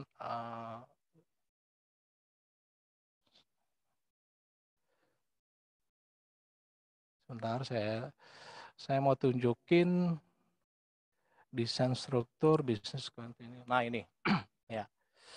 Oke, mungkin ini sambil jalan aja. Ini yang saya masuk simulasi. Nah, ini contoh ya. Jadi di proses tadi itu kita simulasiin. Nah, ini ada. Oke, saya langsung simulasi aja. Ini saya bisnis case-nya seperti ini. Ada pra, case saat krisis atau bencana, ada pemulihan. Jadi saya bagi 3 seperti itu. Nah, ini kalau kita bicara bencana dibagi 3 level tadi. Nah, ini kalau pra bencana biasanya pra bencana itu sebelum bencana ya. Artinya masih kondisi yang orang bilang adem ayem, masih adem ayem. Bukan berarti itu adem ayem itu nggak ada bencana, tetap ada preventif. Nah, contoh pengecekan background screening. Biasanya kalau perusahaan tuh di screening dulu. Karena orang-orang bisa jadi, karyawan itu bisa jadi membawa bencana gitu ya. Makanya biasanya screening itu penting. Proteksi PC itu juga paling kritikal karena saya perspektifnya adalah bicara ke IT lebih banyak, kurang lebih banyaknya nanti bicara di sana. Proteksi PC, bicara dengan password, terus bicara mengenai pengamanan data, policy, terus pastikan penyimpanan data software itu terkunci ya, ada encrypt, lakukan backup itu yang penting ya, backup. Simpan data kritis, disimpan dan prediksi secara berkala. Nah, ini juga perencanaan lainnya.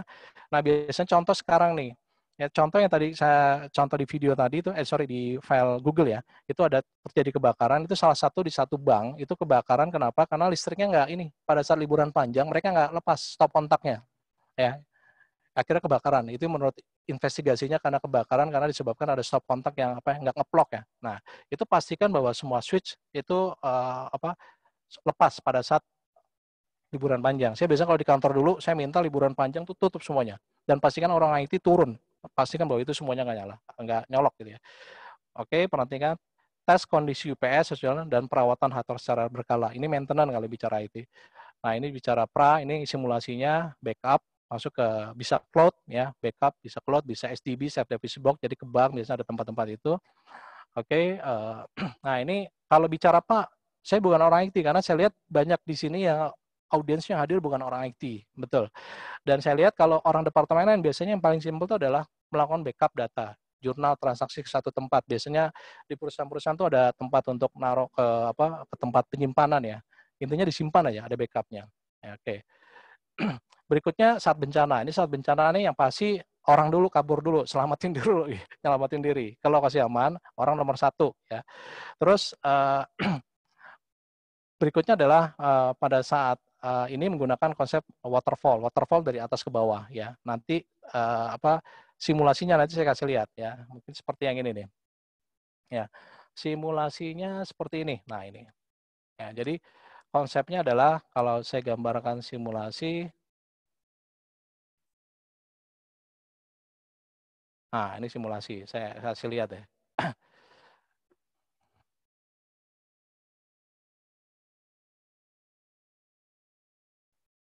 Oh ini, saat bencana. Nah ini mungkin saya sampling aja ya. Jadi pada saat bencana itu karyawan ini menginformasikan ke tim operasional bahwa terjadi bencana. Nanti tim operasional ngecek apakah ditangani bisa apa tidak. Kalau bisa ya selesai. Berarti kalau tidak ini level ke tim tanggap darurat. Ya tim tanggap darurat informasi bencana. Jadi naik levelnya tim tanggap darurat. Dia coba selesaikan dulu. Bisa selesai nggak? Kalau selesai masalahnya ya selesai. Tapi kalau enggak dia loncat lagi ke bisnis continuity koordinator ya. Nah ini mungkin kalau kasus sekarang nih BNPB kayaknya ya. Jadi langsung levelnya ke atas. Jadi dari daerah itu ke pusat ya, dari kecamatan terus lari ke kabupaten kota, lari ke provinsi lari ke kota. Ini boleh dibilang di pusatnya di sini ya. Nanti dia akan menginformasikan bencana, diskusi dengan tim operasional, tim tanggap darurat. Terus step berikutnya adalah nomor 6 ini keputusan manajemen status bencana atau krisis. Dan seterusnya. Jadi nanti setelah itu di step berikutnya adalah dia akan menginformasikan tim tanggap darurat kalau dia bisa selesaikan selesai, kalau enggak dia langsung menginformasikan bencana. Ya, dan seterusnya dia akan turun step-stepnya. Ya, jadi ada flow-nya kalau kita bicara seperti itu. Yang tadi yang disebut sebagai waterfall berjenjang. Nah, ini kalau pemulihan bencana, saya gambarkan seperti ini. Ini adalah ilustrasi simulasi bencana ya. Udah bencana udah selesai. Nah, ini tim tanggap darurat memantau bencana. Apakah bencana itu benar-benar dikatakan sudah selesai atau belum? Semuanya memantau, tim tanggap darurat, tim pemulihan, termasuk komunikasi, termasuk juga koordinator bisnis continuity. Dan diskusi dengan tim, nah nanti akan melakukan pengecekan dan seterusnya. Kurang lebih seperti ini. Ini tadi saya cerita kalau di awal training ini cukup lama gitu ya. Bahkan kita bikin simulasinya, timetable simulation ya. Jadi kalau bicara model kayak gini nggak harus kita bencana, contoh gempa bumi dulu atau kebakaran dulu, ya nggak mungkin lah kayak gitu. Tapi kita simulasiin. Simulasi intinya adalah supaya orang-orang atau tim itu pada saat terjadi hal-hal yang nggak diinginkan tadi itu udah siap, ready gitu ya. Oke, ini tadi ya pelaksanaan testing dan pengujian. Tadi saya udah jelasin ya. Oke, cek itu pelaksanaan pengawasan dan pengukuran analisa. Ini di fase cek itu pengawasan, monitoring, ngukur lagi. Ini biasa tugas-tugasnya internal audit ya untuk melakukan analisa serta evaluasi. Udah bener belum dijalankan? Terus termasuk juga review oleh manajemen organisasi. Biasanya bicara BOD atau ketua-ketua atau yayasan, dia mereview udah benar belum yang dijalankan, di planning dan dijalankan. Di fase 4 itu kita bicara action, itu bicara mengenai pelaksanaan perbaikan atas semua temuan. Jadi di fase 3 tadi itu kan melakukan audit ya, atau melakukan review tadi. Nah di fase action ini adalah benar-benar yang catatan di fase 3 tadi dilakukan nggak ya perbaikannya. Nah dilakukan terus-menerus ya, dan masuk ke manajemen. Di berikutnya pelaksanaan perbaikan secara berkesinambungan. Artinya kalau kita bicara perbaikan berkesinambungan, harusnya contoh dulu targetnya kalau misalkan terjadi backup untuk restorannya misalkan 2 jam ya. Harusnya pada saat di tahun berikutnya jangan 2 jam juga gitu. Kalau 2 jam sama aja, nggak ada namanya perbaikan. Karena tetap artinya secara waktu, bisa secara cost itu ada perbaikannya. Ya. Oke. Nah, ini ada beberapa kesalahan umum ya.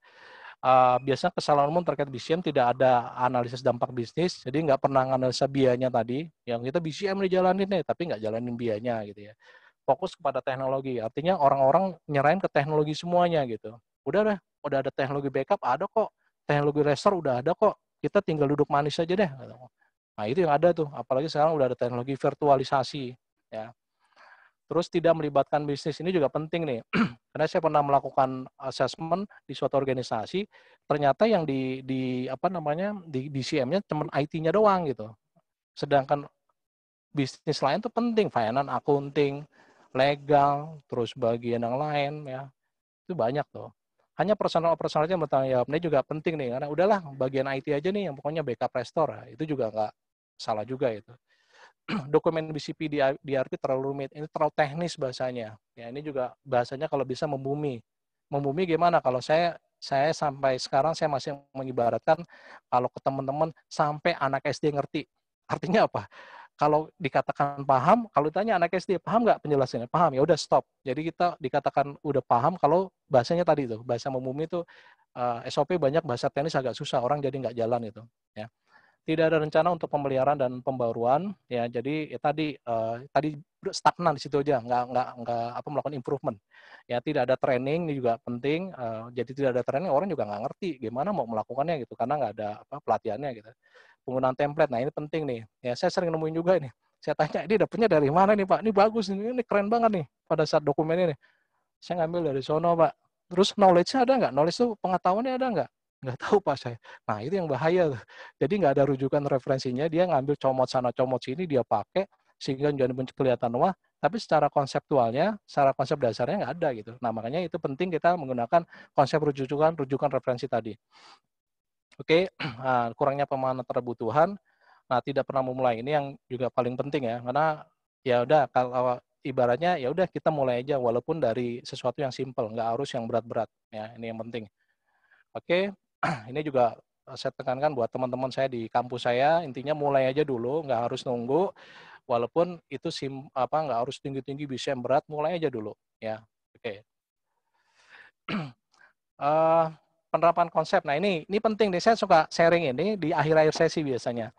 Kenapa? Karena kita udah ngomongin organisasi aja, perusahaan yang kita kelola, tapi kita nggak mentingin keluarga kita gitu. Keluarga kita bagaimana Pak? Keluarga kita tuh perlu yang namanya berkesinambungan juga gitu. Nah ini saya suka ngasih tips trik, biasanya kalau sharing-sharing knowledge, biasanya bagaimana penerapan konsep BCM itu dalam keluarga, artinya dalam diri kita dan keluarga kita. Kenapa? Karena kondisi keluarga kita juga harus survive, harus bisa bertahan. Saya biasanya kalau saya perspektif IT di sini ya, saya bicara perspektif IT. Mungkin kalau di kalangan orang-orang IT nih, udah gampang lah, nggak usah disebutin Pak Bambang juga udah tahu. Tapi bagi orang-orang yang non IT ya, mereka kaget, oh ternyata ada ya, bisa ya. Nah, seperti ini saya bicara mengenai satu penerapan BCM di keluarga kita adalah digitalisasi seluruh dokumen keluarga Anda. Jadi dokumen-dokumen Anda, keluarga Anda, model kakak, kartu keluarga, ijazah ya, kebetulan itu di scanning digital. Kebetulan saya sudah lakukan itu ya, disimpan dalam bentuk digitalisasi ya. Selalu simpan data tersebut ke beberapa media. Artinya media itu nggak hanya satu ya. Saya biasanya naruh ada di flash disk, ada disk eksternal ya. Sekarang juga ada teknologi cloud ya, cloud di Google Drive, Dropbox gitu ya. Tapi jangan lupa gunakan encryption untuk memproteksi. Kenapa? Karena banyak kebocoran data yang disebabkan tadi kalau kita ketik KTP itu banyak berseliweran di internet ya. Kakak itu banyak berseliweran di Google gitu ya. Artinya tetap kita simpan juga, tapi kita encrypt itu proteksi. Mungkin kalau bagi orang awam non IT, enkripsi itu kayak model di password Pak. Cuman di password ini lebih menggunakan tools atau aplikasi. Terus, nah ini juga penting nih, gunakan travel bag emergency untuk dokumen penting jika sewaktu itu terjadi bencana. Nah ini saya juga udah terapin di keluarga saya. Jadi surat-surat yang berharga itu artinya kalau kita di STB juga ada ya safe deposit box, tapi kayak model ijazah, kartu keluarga, terus yang penting-penting ijazah anak-anak saya gitu ya, atau saya sendiri, itu saya masukin travel bag. Pak, buat apa? Kalau misalkan terjadi sesuatu yang nggak diinginkan, bencana tadi disaster, contoh kebanjiran dan seterusnya, amit-amit ya, ini kita nggak perlu repot-repot selain bawa diri, nyari berkas lagi gitu. Udah, kita langsung aja bawa tas. Kita bawa tas, udah kita bawa amanin itu ya. Lakukan update secara berkala. Artinya bicara update itu kita bicara mengenai dokumen-dokumen dan seterusnya. Oke, ini tadi saya udah simulasi ya. Udah simulasi, tadi penjelasan ini ya, ini tadi udah saya jelaskan pra bencana, termasuk bicara struktur organisasi, ya. Mungkin saya mau sampling sedikit, ini saya ada pernah buat coba risk management, saya pernah buat ini, mungkin saya coba kasih data aja sekedar sampling ya. Jadi ini sampling file Excel ya. Jadi ini bagaimana mengelola risiko ya. Jadi pertama-tama ini apa namanya? Ini kebetulan oke, kita identifikasi dulu faktor ancamannya apa aja. Kebetulan ini case waktu itu ke kegiatan dengan IT ya. Jadi ancaman ini kan sebenarnya tadi saya sudah cerita ya, ada alam, manusia dan teknologi. Kebetulan karena kita bicara mengenai apa ancaman karena perspektif IT, saya coba identify seperti ini ya. Saya ngambil data juga ngambil data dari beberapa referensi rujukan di luar, mulai dari makro, spyware dan seterusnya ya. Jadi coba saya identify, saya impact value-nya saya tulis ya. Impact value itu dampaknya apa? Kita bagi ekstrim, kita bagi skala 5, 5, 4, 3, 2, 1. Kriteria dampaknya apa? Misalkan terganggunya tugas utama, kehilangan reputasi, keuangan. Nah, ini kita kalau misalkan ini tinggal kalau very high berarti komentar merugikan. Contoh kehilangan reputasi, komentar merugikan di media nasional dan mengurangi kepercayaan stakeholder. Ini bisa masuk ke sini, high dengan kehilangan. Jadi sebenarnya ini untuk membantu mempermudah matriksnya ini ya. Nah, ini risk juga ini saya juga udah buatkan waktu itu konsepnya adalah kita mapping dulu faktor ancamannya apa, faktor kerentanan, likelihood, frekuensi sama degree possible. Jadi ini contoh faktor ancaman, kembali lagi ini saya contoh adalah IT ya, kebetulan ini contoh dari IT. Tapi kalau bicara mengenai umum ada nggak Pak? Kita bisa define ya, artinya rekan-rekan Bapak Ibu semua bisa definisikan dari ancaman apa aja. Ya tadi kan bicara mengenai gempa bumi yang dari alam ya, definisiin kebetulan dari faktor IT spesifik. Faktor ancaman misal email palsu didistribusikan secara massal.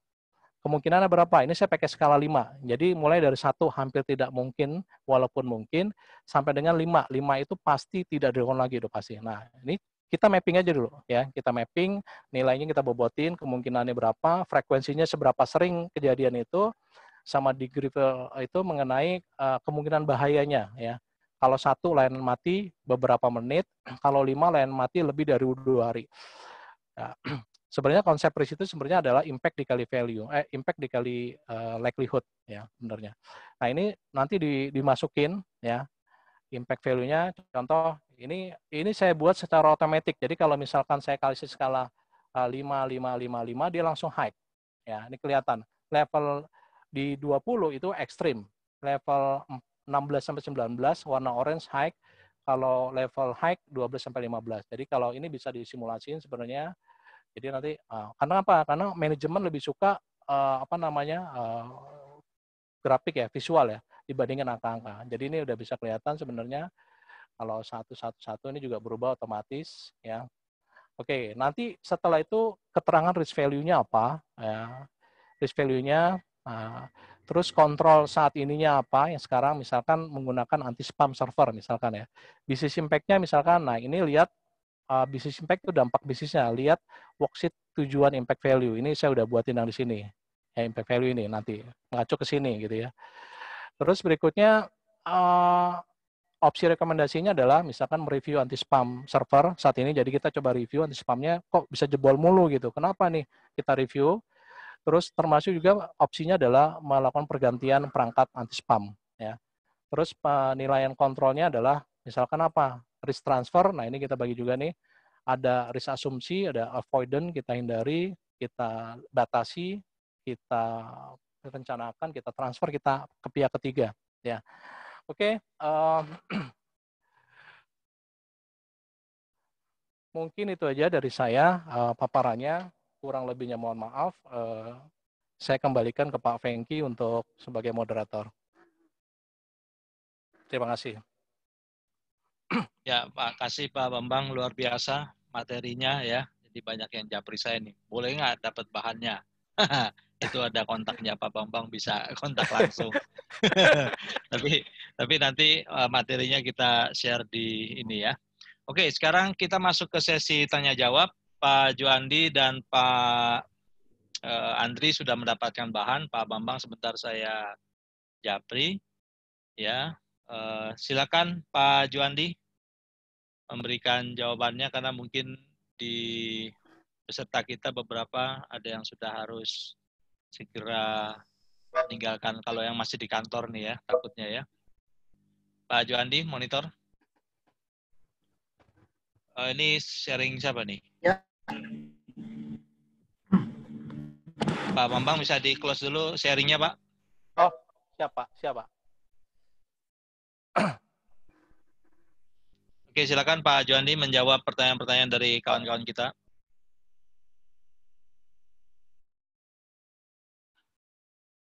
Boleh. Halo, Ya. Pak. Pertanyaannya ada di kolom chat ya? Ya, di chat Pak. Udah lihat tadi ada berapa pertanyaan itu? Iya. Bentar ya. Oke, dari Pak Arga. Pak Arga Swastika ya. Harga berapa Pak barang One ini? Kalau untuk harga, mungkin kita ada sesi tersendiri mungkin ya, karena One ini Ya. ada beberapa. Oke, lalu dari Pak Ervin, bagaimana cara memulihkan kalau cyber kita atau IG atau Facebook kita dihack orang tak dikenal?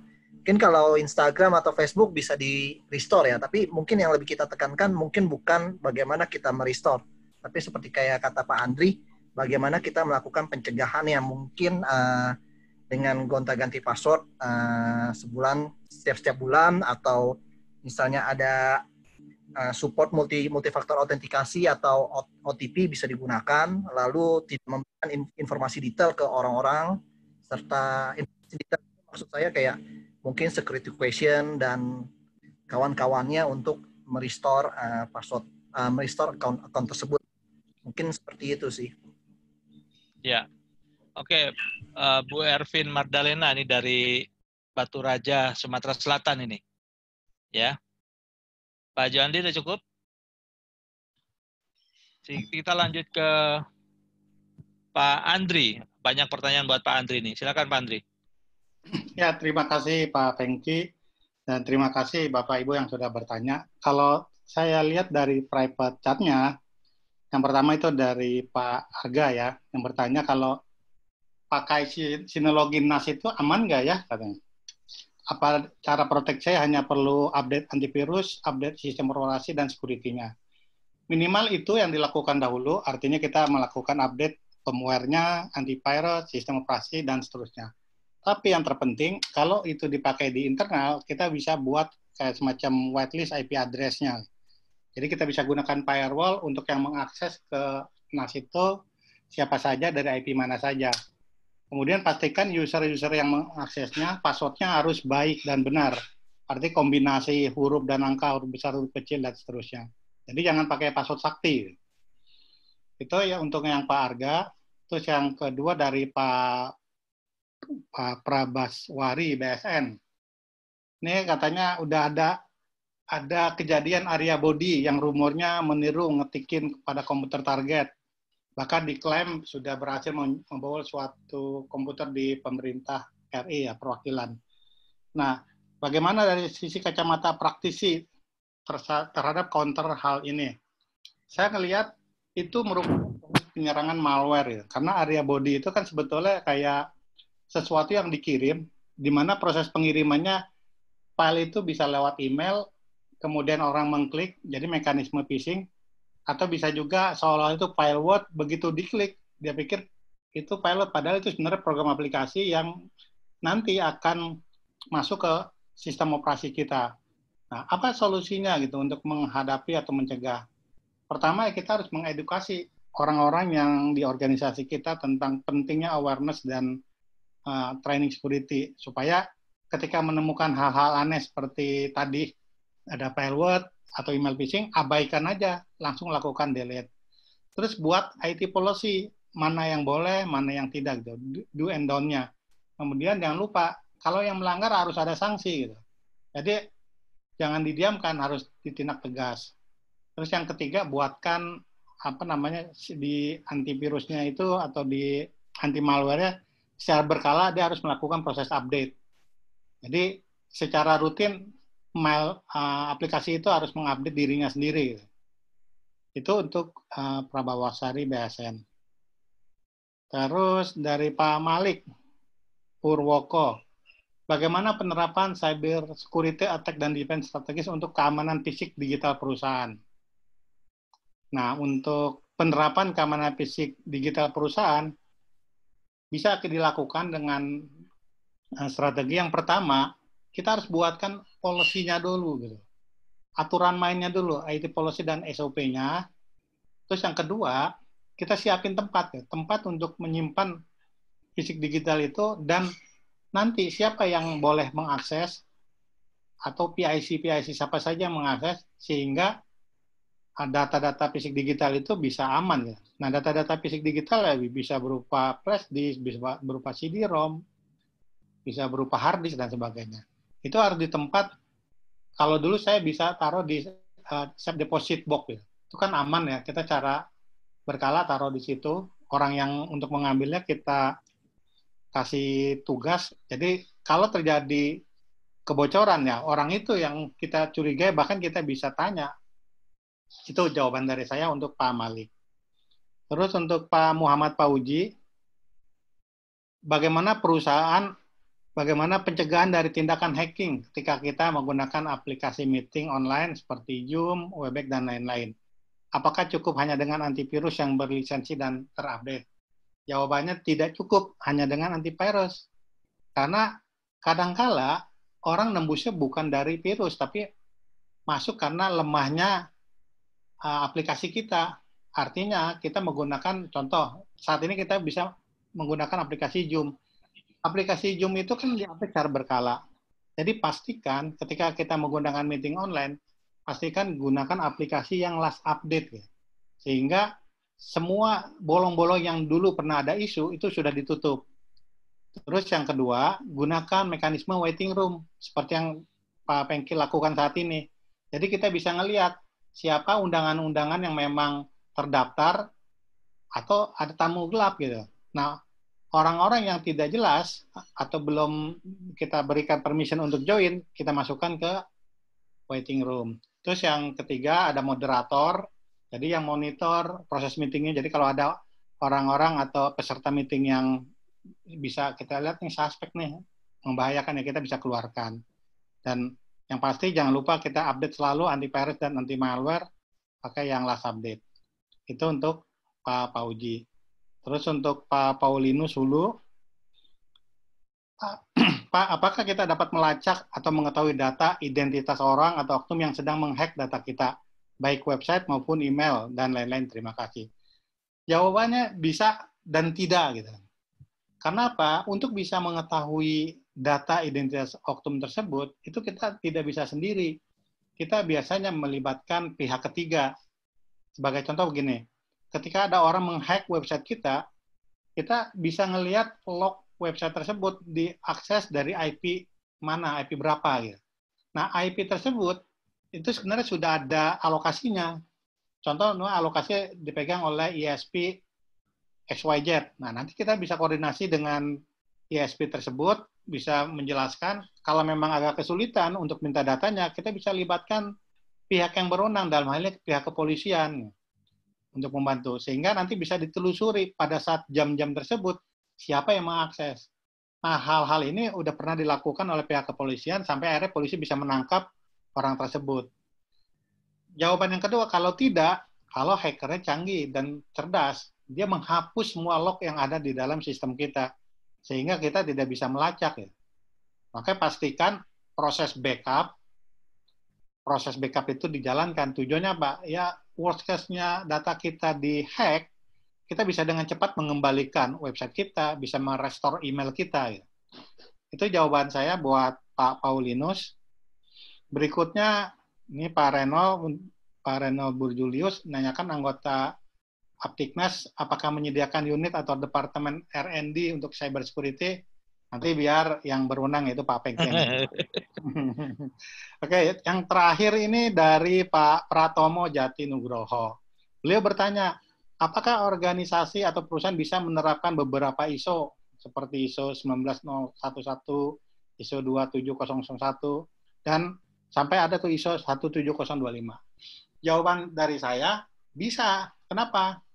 Karena masing-masing ISO itu kan punya tujuan, gitu kan. Sebagai contoh, ketika kita mau menerapkan tentang information technology security teknik, security management system, kita bisa pakai ISO 27001. Kemudian kalau kita menerapkan ISO 27032, itu kita menerapkan bagaimana guidance untuk cyber security. Terus untuk ISO 27039 itu tentang intrusion prevention.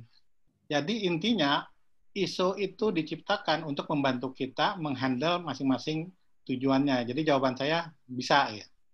Itu jawaban yang tadi saya lihat di chat grup, chatnya Zoom. Oke. Saya itu Pak Pengki, terima kasih. Semoga bisa menjawab. Terima kasih. Baik, terima kasih Pak Andri. Ya. Berikutnya Pak Bambang mungkin bisa menjawab beberapa pertanyaan yang disampaikan di chat box. Pak Bambang.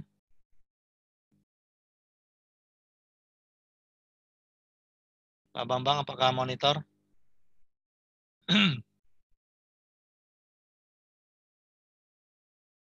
Pak Bambang, ada pertanyaan dari Pak Muhammad Riza, Pak Miftah Rohim, Pak Nur Rohman, Pak Jainal Mutrohin, dan Pak Vin Kostar Pakpahan. Silakan Pak. Baik Pak. Nah, sekarang saya munculin mukanya Pak. Tadi anonymous Pak. Ya.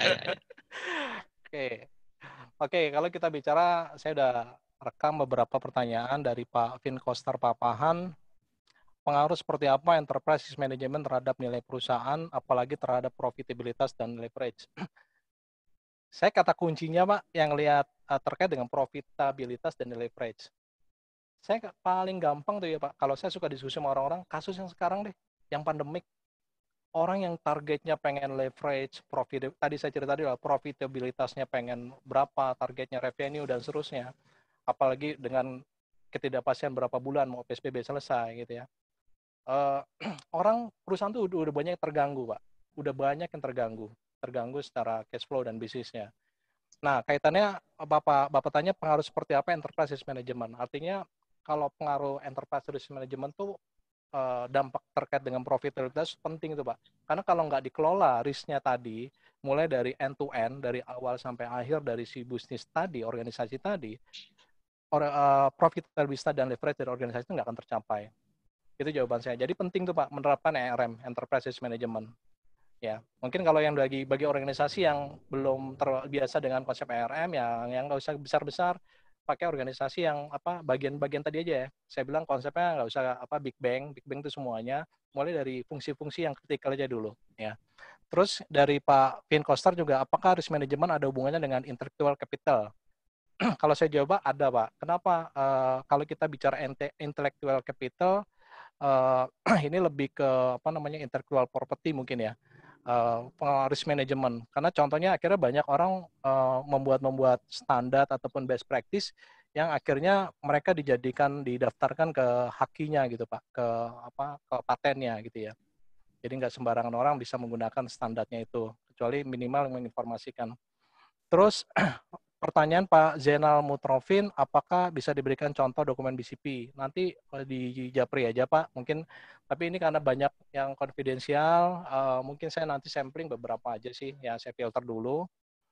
Pertanyaan Pak Nur Rahman, mau tanya apakah key dari keberhasilan implementasi BCM? Nah, ini juga buat rekan-rekan semua, Bapak Ibu semua, saya kalau bilang tuh kata kuncinya gini, saya pernah handle coba kasus-kasus ERP yang selevel-level besar gitu, tapi ternyata dibilang fail, projectnya fail.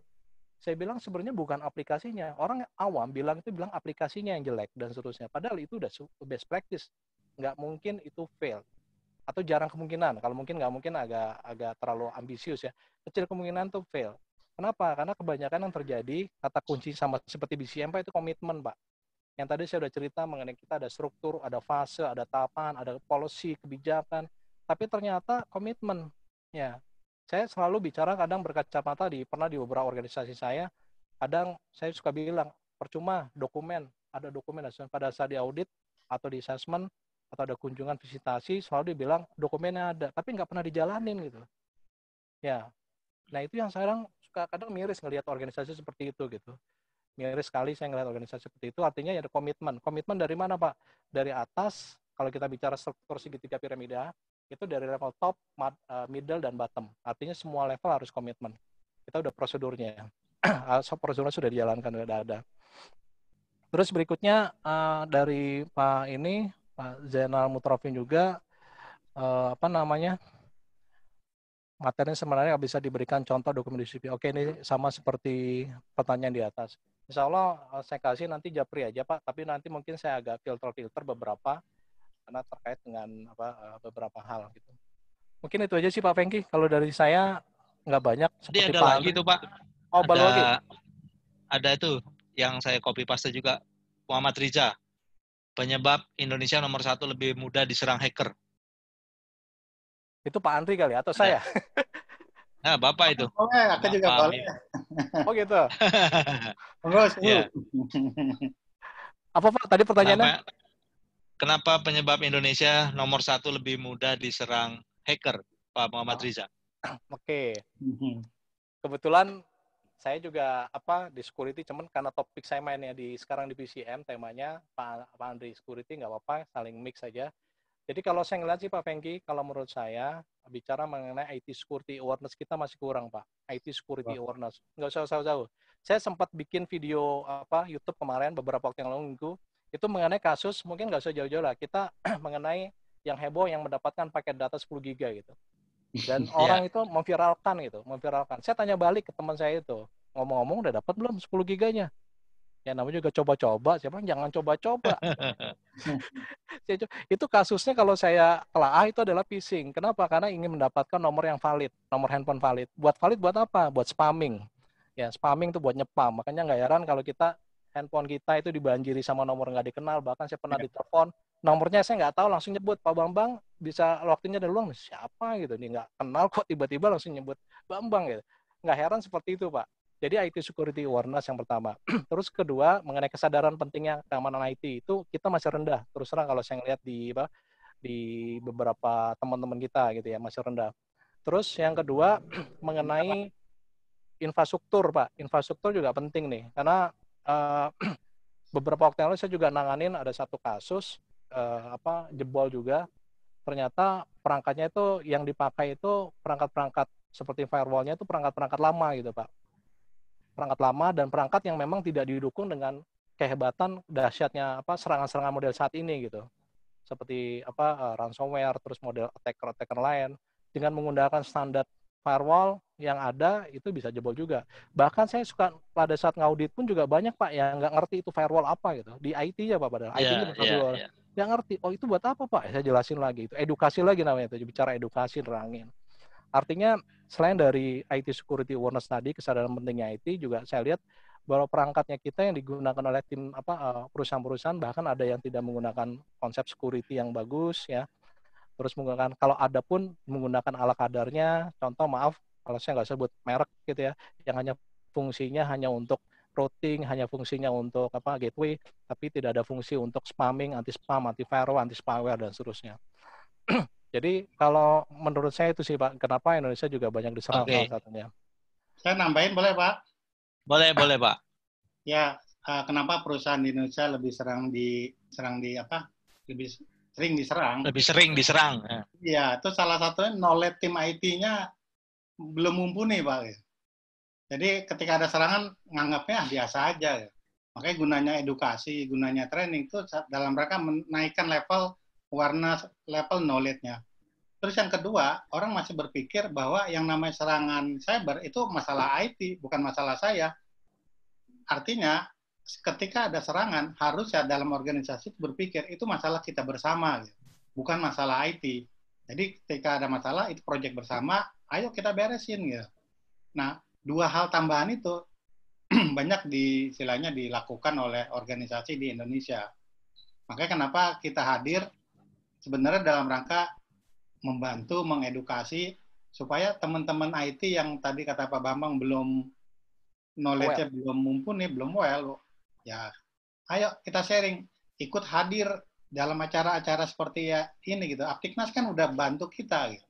Tinggal bagaimana teman-teman mau nggak mendengarkan atau mengupdate gitu. Jangan hanya sekedar ya tiktokan aja gitu. Tapi IT kudu ikut Aptiknas ya Pak Pengki ya. Knowledge gitu loh. Iya. Itu Pak Iya, tambahnya. iya. Makasih Pak. Oke, terakhir tuh Pak Miftah ada tanya ke Pak Bambang, kenapa data kita bocor, data breach ini ya, misalnya di Gojek atau di GoFood. Ya, silakan Pak. Oke, tadi sebenarnya Pak Andri udah jelasin sih ya, Pak Andri, Ya. bridge. Kalau saya ngeliat sih gini sih Pak, kalau bicara mengenai apa, bicara konsep security ya, bicara konsep security ini bicara mengenai proteksi. Proteksi itu perangkat terkait dengan keamanan data. Karena kalau kita bicara leveling security, bicara layer Pak, layer itu ada layer security, layer physical, ya bicara layer physical, aplikasi, bicara level operating system. Ada 6 kalau nggak salah, kalau menurut teori konsep dari William Stalling itu ya kalau nggak salah, secara teorinya.